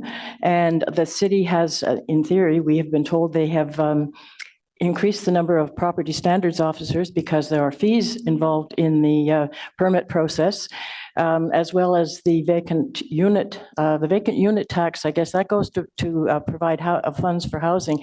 The vacant property bylaw fees are to increase inspection because we have a lot of vacant properties, as several of you have mentioned, and we need to make sure that they are being maintained, they are being boarded up, that fires cannot accidentally start because fires are a danger to the entire community, not just to the building in question. It's something very serious. I was also going to suggest, I may have mentioned it in one of these others, perhaps when demolition permits are issued, the owner should be informed by whoever is issuing the permit. In this case, these heritage permits, the owner should be informed that they are required to apply for a permit for their now vacant land because it includes land as well as buildings. So that was really, oh yes, I didn't want to say, I misunderstood. Are the, if no demolition permit is required, that means no demolition permit fees are being collected? Maybe you can ask the staff because I'm not allowed to. Thank you. Thank you for your delegation. You do have questions from Councillor Leeper. Thanks. I just wanted to make sure there are 23 people watching this Built Heritage Committee today, so I want to make sure that the information that's going out to the masses is correct. You mentioned the requirement to inspect the property every 2 weeks. I understand that that is a requirement, not on the part of the city, but on the part of the owner, that the owner has a requirement to visit the site every 2 weeks and to be able to demonstrate, obviously, that they've been doing that. So we share that same understanding, which is good. For the 23 of you watching on YouTube this afternoon, it's not a requirement on the city to go inspect every 2 weeks. That's great. Thank you. There are requirements for insurance. There's a lot, you should read the bylaw. It's really very interesting. It's one of my favorite bylaws, if not my favorite. It is a comprehensive, it's a comprehensive list of requirements and yeah, I just didn't want a misperception to be out there. Thank you. Thank you, Vice Chair Plant. I just wanted to thank you for your delegation. I just had two questions. I also have an issue with some embassies. I'm not sure, sorry, I'm not sure if this one is an embassy. I don't remember. Okay. I have an issue with some embassies and some empty properties on adjacent to Councillor King's ward, but sorry, Chair King's ward in this case. And I would love to have maybe a chat with your community association at some point about this issue, because I do think there could be some more advocacy done about this, especially as we are in a housing crisis.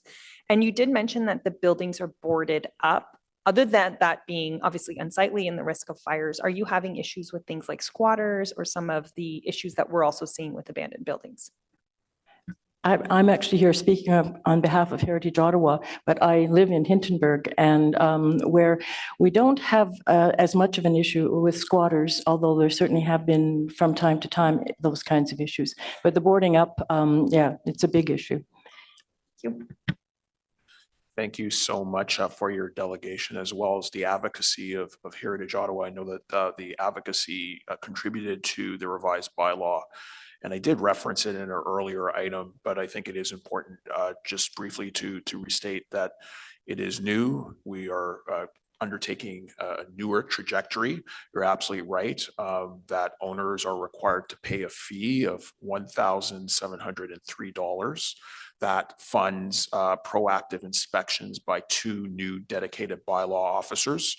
And the permit regime does apply to all buildings and lands that have been unoccupied for 120 days. To Councillor Leeper's point, he's absolutely correct. At the end of the day, it is the owner or their agents that must check their properties or visit their properties every 2 weeks to check for problems. And there ideally should be a fence and a phone number, and we've seen that in different properties. So we will ask that question of staff, or I'll ask that question of staff on your behalf. But thank you so much for the advocacy. It's one of my favorite bylaws too. I think we've made some progress, but we acknowledge that we need to do more as council, as committee, and as staff. The next speaker who's registered is Peter Hume on behalf of the owner.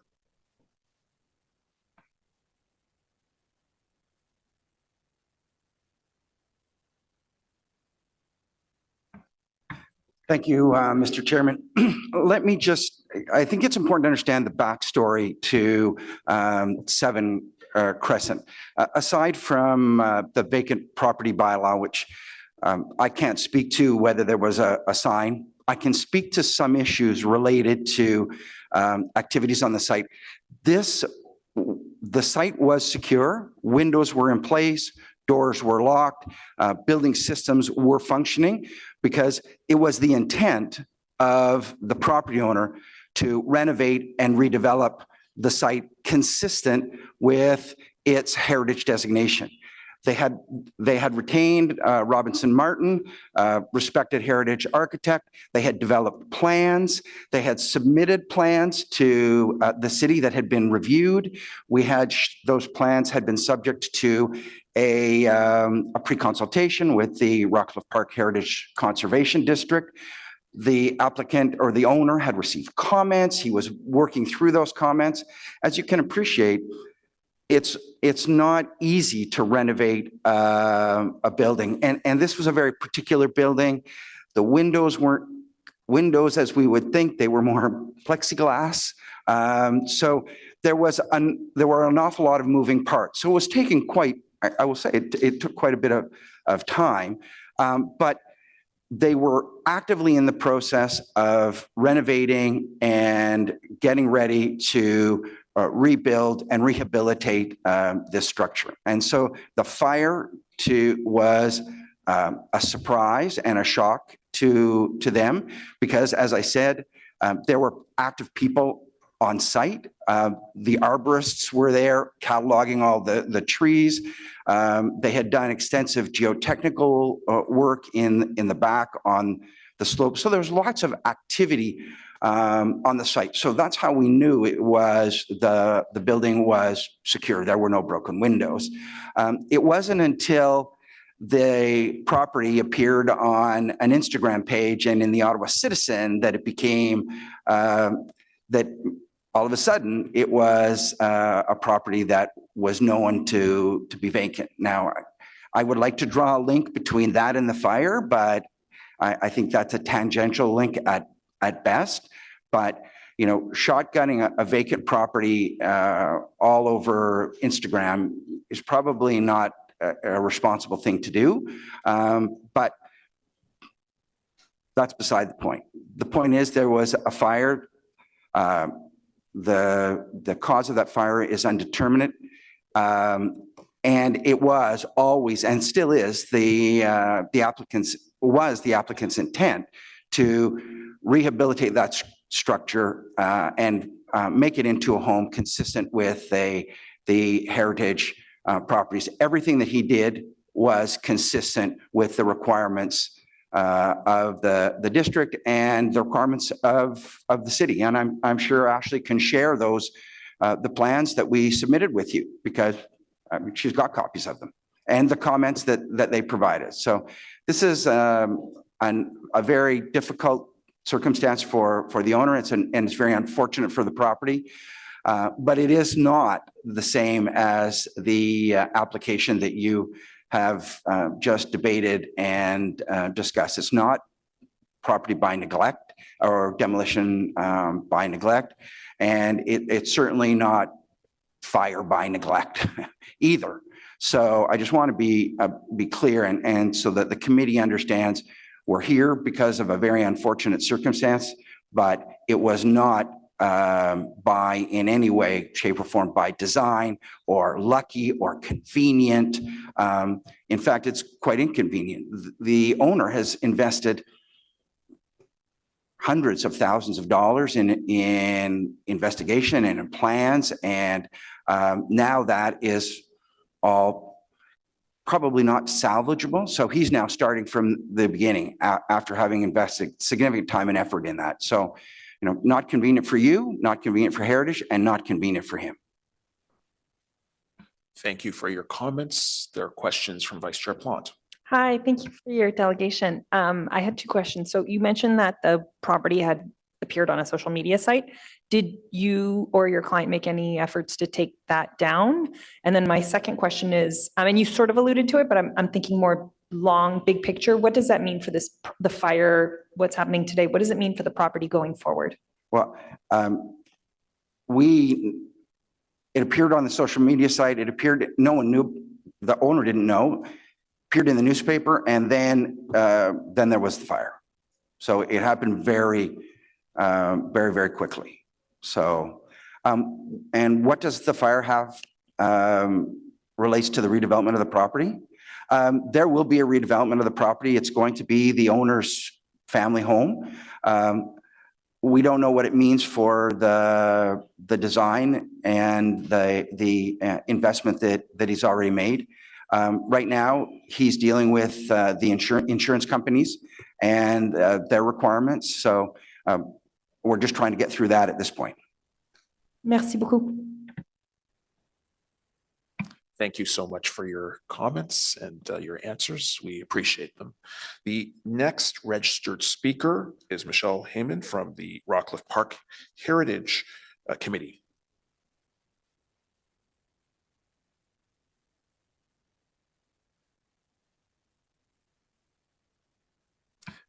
Thank you.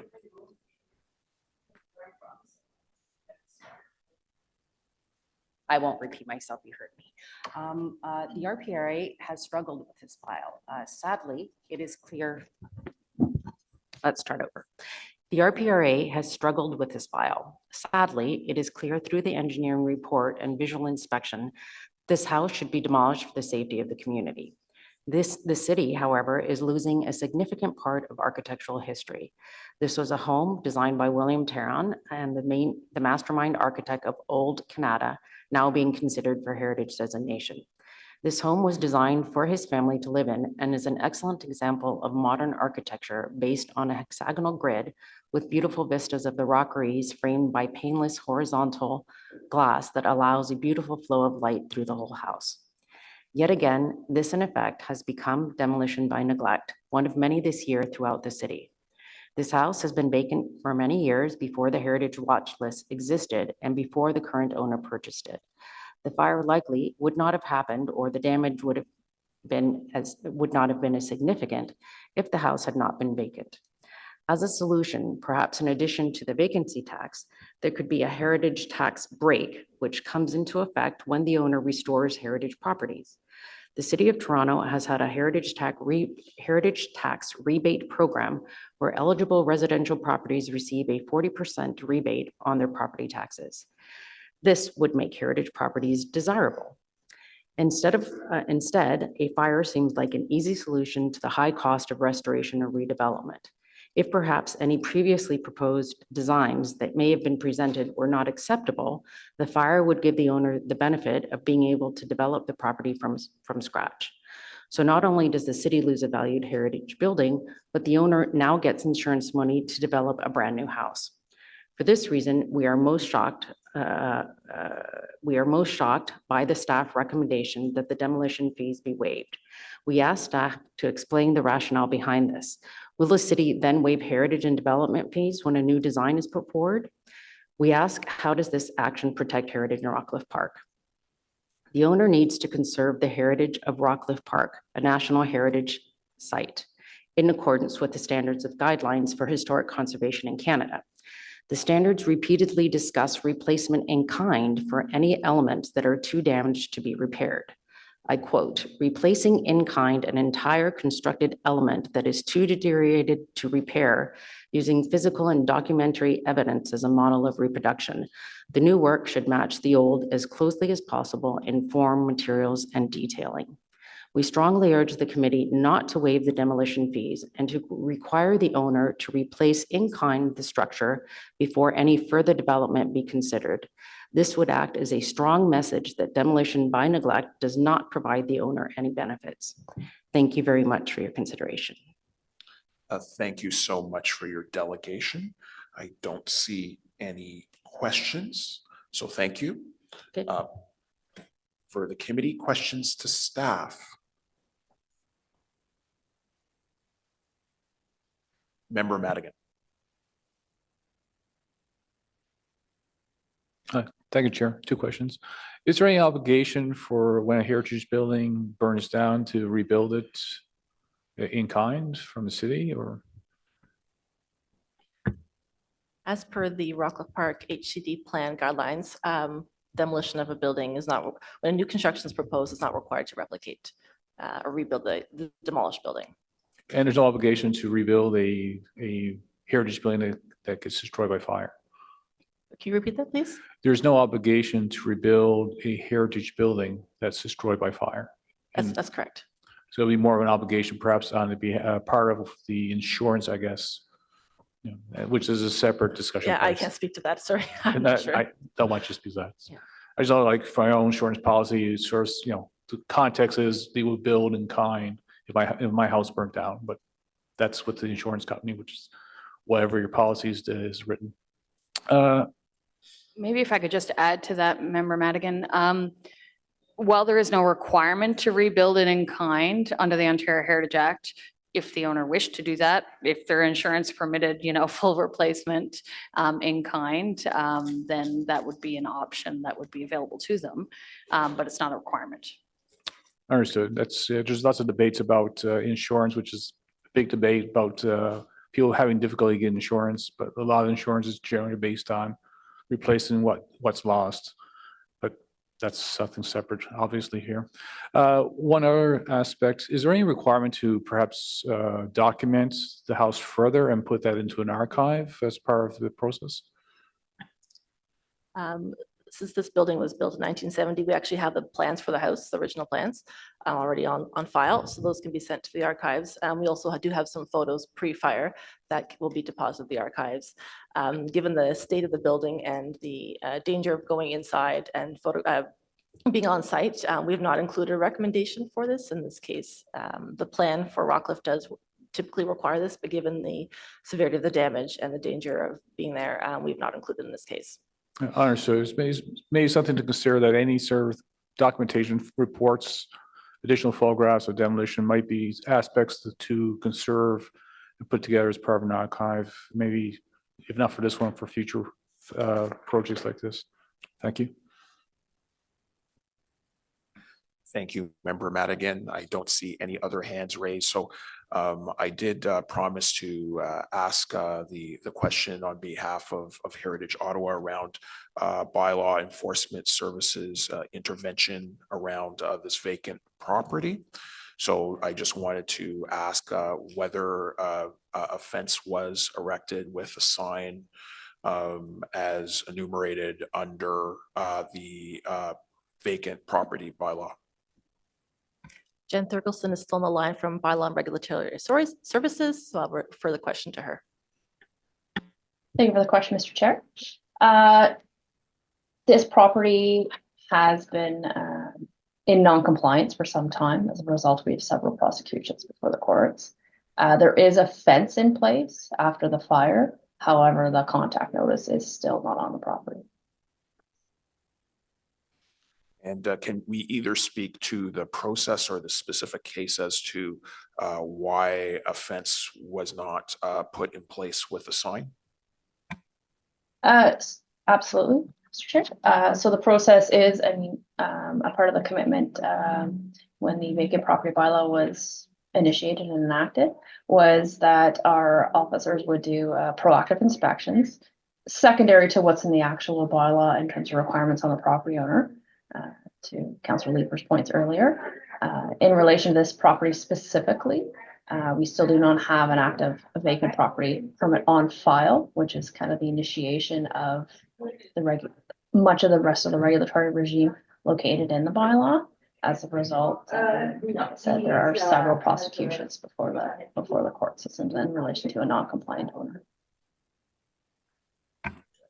Well, we do have this bylaw for a reason. And I think we want to ensure that in all cases, we really pursue it with vigor. I think it's an important first step. And I know that there will be different unique issues for every unique situation. But it's obviously the will of council to ensure that we have these mechanisms put into place for all vacant properties. I know bylaw enforcement services will continue to work towards that goal, but anytime that's not done, in my estimation, it is a failure. So I think we definitely need to do better in terms of the way that we work with the vacant property owners and also the way that we interface with the community around these issues. But we acknowledge that this is a relatively new bylaw. It's we're implementing things now, so there are going to be growing pains. But I think the expectation from the community is full compliance with the items as enumerated under the bylaw. But I thank bylaw enforcement services for the work that they do. Those were my questions and comments. Are there, seeing that there are no other comments, is this item carried? Carried. Thank you so much. The next item that we have is a designation of 123 Metcalfe Street under Part 4 of the Ontario Heritage Act. We do have registered speakers and a presentation from staff.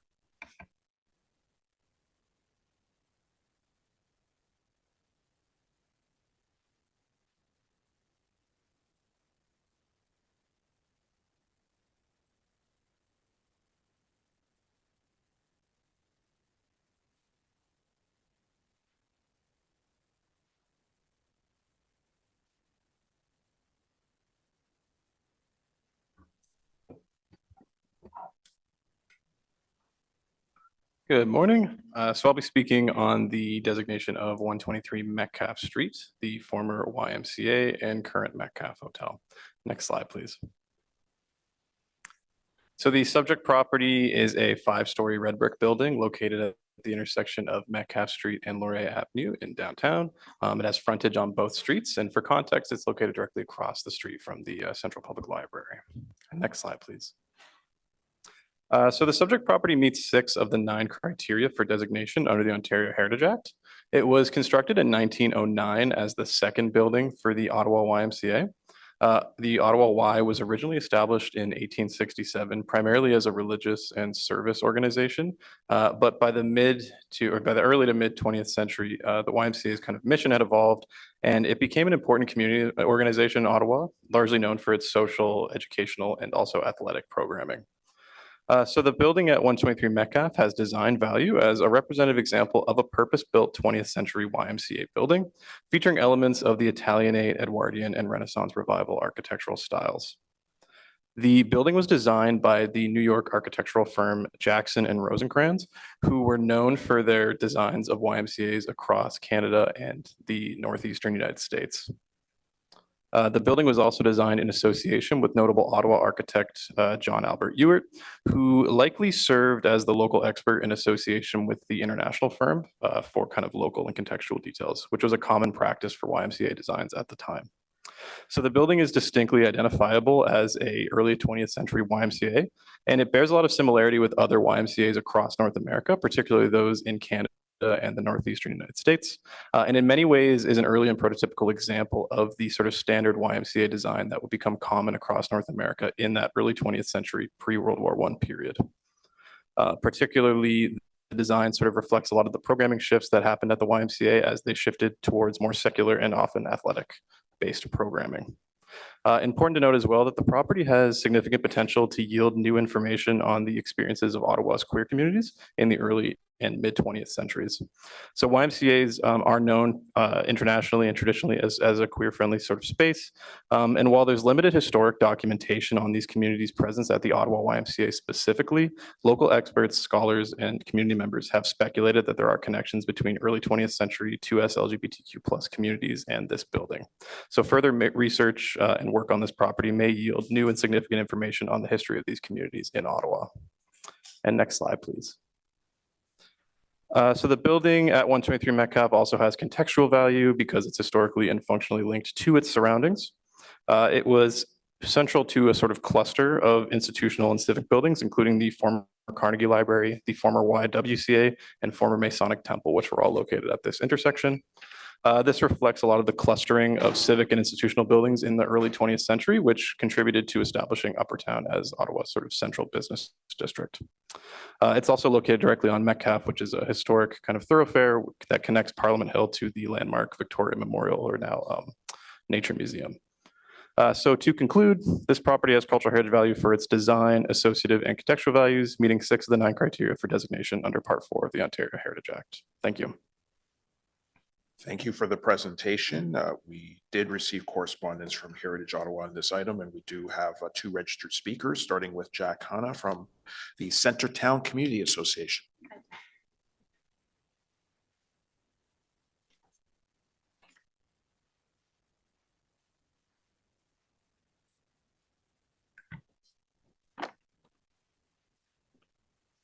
Thank you for joining us, and you have 5 minutes. Thank you.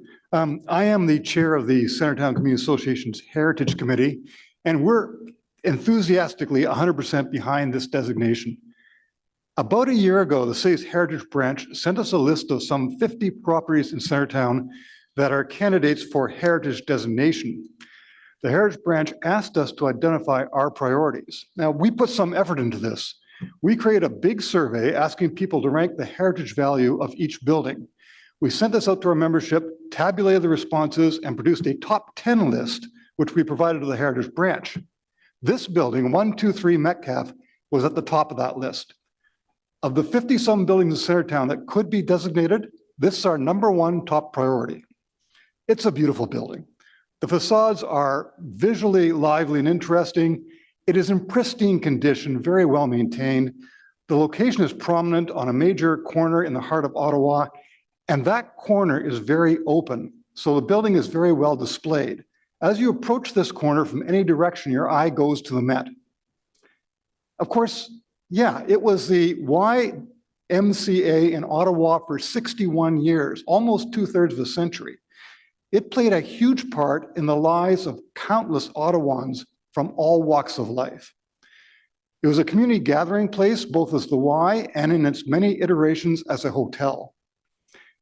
And there is written documentation of the significance of the Y at 123 Metcalfe for the gay community over many very difficult decades.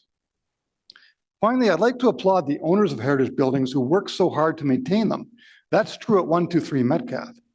The building comes down to us in magnificent condition because owner after owner after owner respected its heritage and beauty. Generations of owners kept the faith.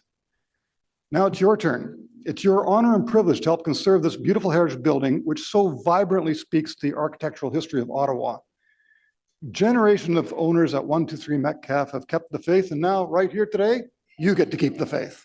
Thank you. Thank you so much for your delegation. I know that Councillor Trostra has either questions or comments for you.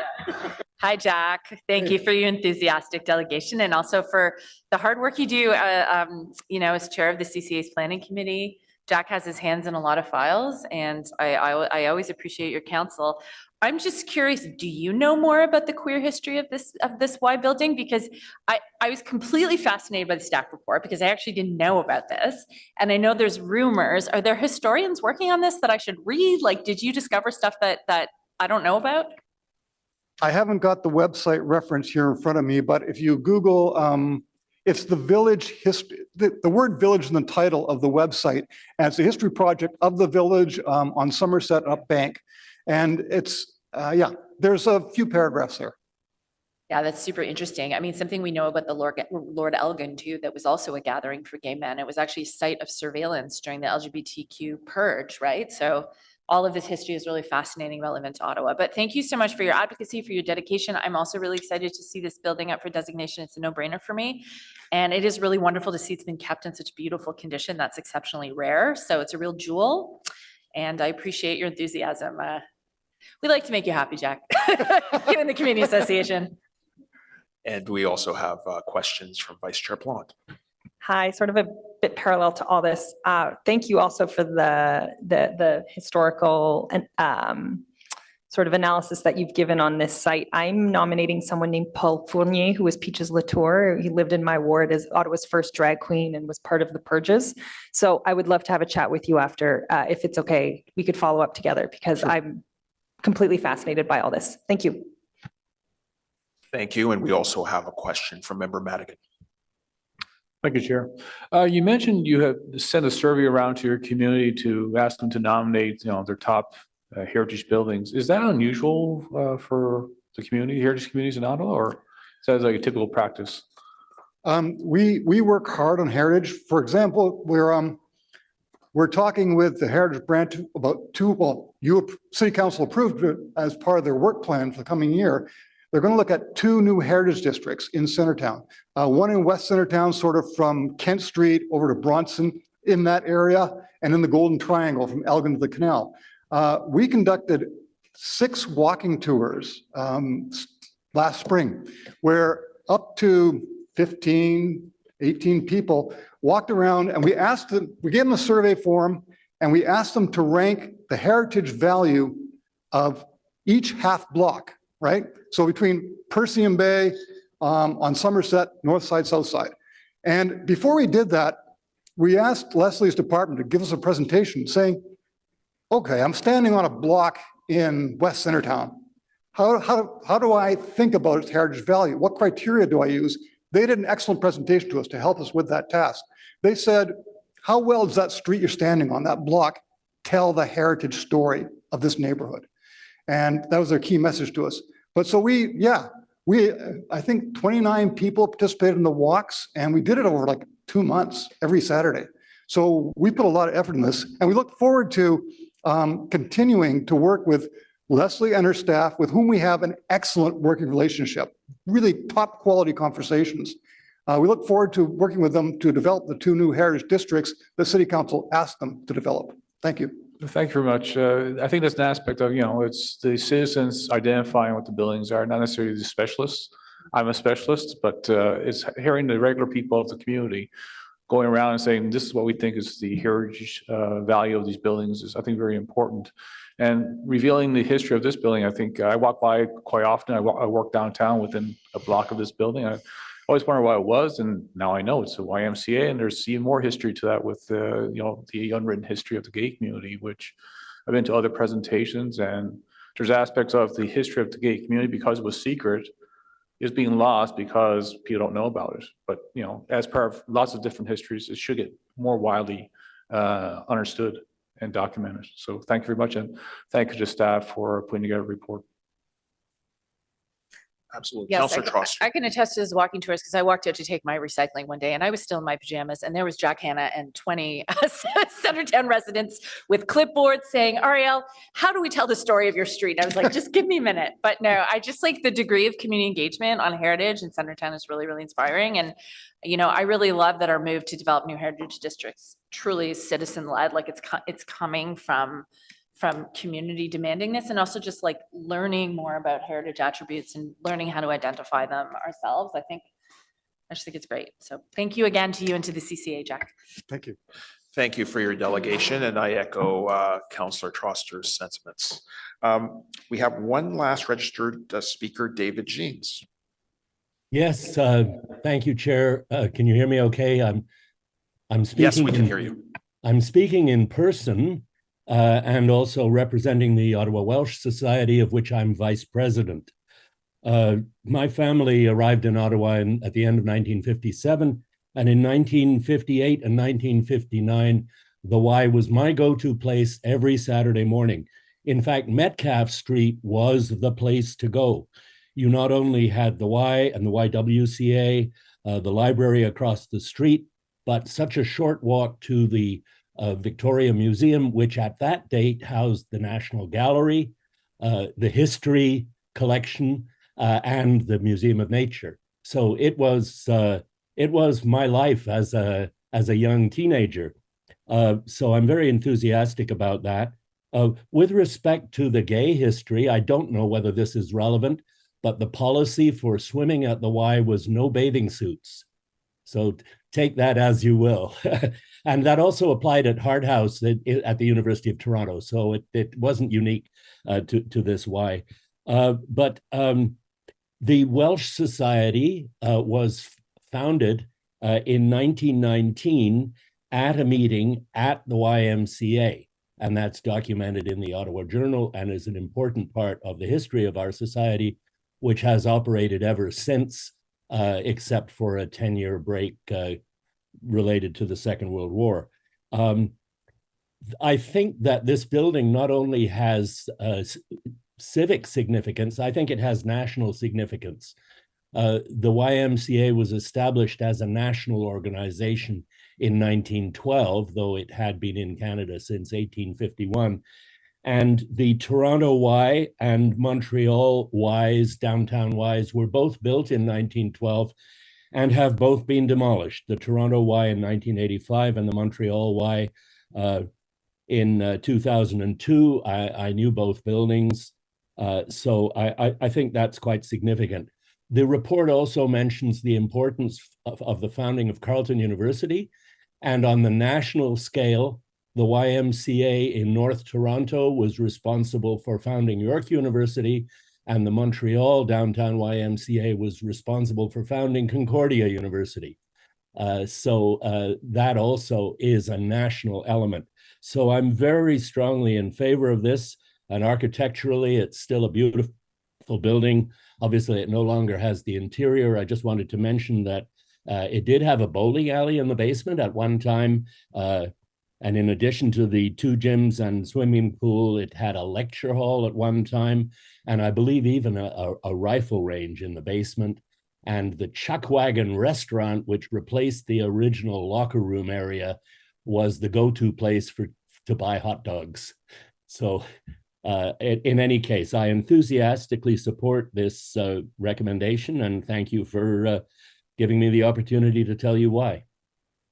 We appreciate your comments and you know, the history, the rich history being recounted through your delegation. So appreciative of your comments. I don't see any questions. Are there any questions to staff or committee?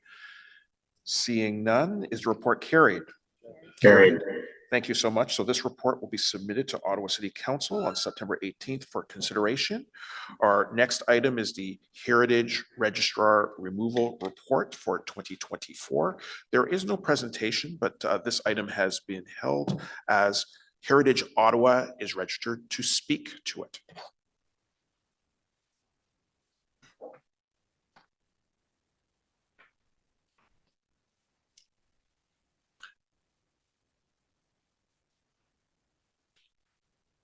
And thank you, Linda, for joining us once again. You have 5 minutes. Thank you very much. I just wanted well, since it was written in the report, we do appreciate the detailed tracking of these removals, however unfortunate, from the Heritage Register. However, it just occurred to me when I was looking over this report, it's another chance to talk about my favorite bylaw. I think it's an opportunity. I don't know whether staff have considered this because the bylaw is relatively new, but of the remaining properties that have been removed but have not actually been demolished, how many of them are currently vacant and how many are adhering to the vacant property bylaw? So again, it would be an opportunity for staff to inform people that since they own a vacant property, whether or not, vacant building, and then possibly a vacant property. So really, it's just another opportunity for me to talk to you about my favorite bylaw. Thank you.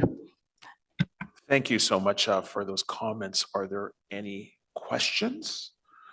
Seeing none, we appreciate those comments. Are there questions to staff? So if there are not, I actually will follow up with that comment from Heritage Ottawa around whether, and I'll just post a question, whether we cross-reference vacant properties with the removals report. Thank you, Mr. Chair. We have not done that, but we can follow up with our colleagues in Bylaw and Regulatory Services. I believe that Jen is no longer on the call and she wouldn't have that information immediately at our fingertips, but the properties that are being recommended for removal have all been demolished. So these would be vacant pieces of land. In some instances, and I think in some instances, they probably already have new construction on them. So we can take that away and follow up with bylaw. I appreciate that. And yeah, we definitely would love to hear back on that. I think any tool that we can leverage that we have to improve the quality of properties should be pursued. So thank you for that. Seeing that there are no other questions to staff, is this report carried? Carried. Excellent. So this report will also be submitted to council on September 18th for their consideration. There are no in-camera items. Any notices of motion? Seeing none. Inquiries? No inquiries. Is there any other business? Seeing none. On adjournment. Are we adjourned? Adjourned. Thank you. Our next meeting is scheduled for Tuesday, October 8th, 2024. Thank you so much, everybody.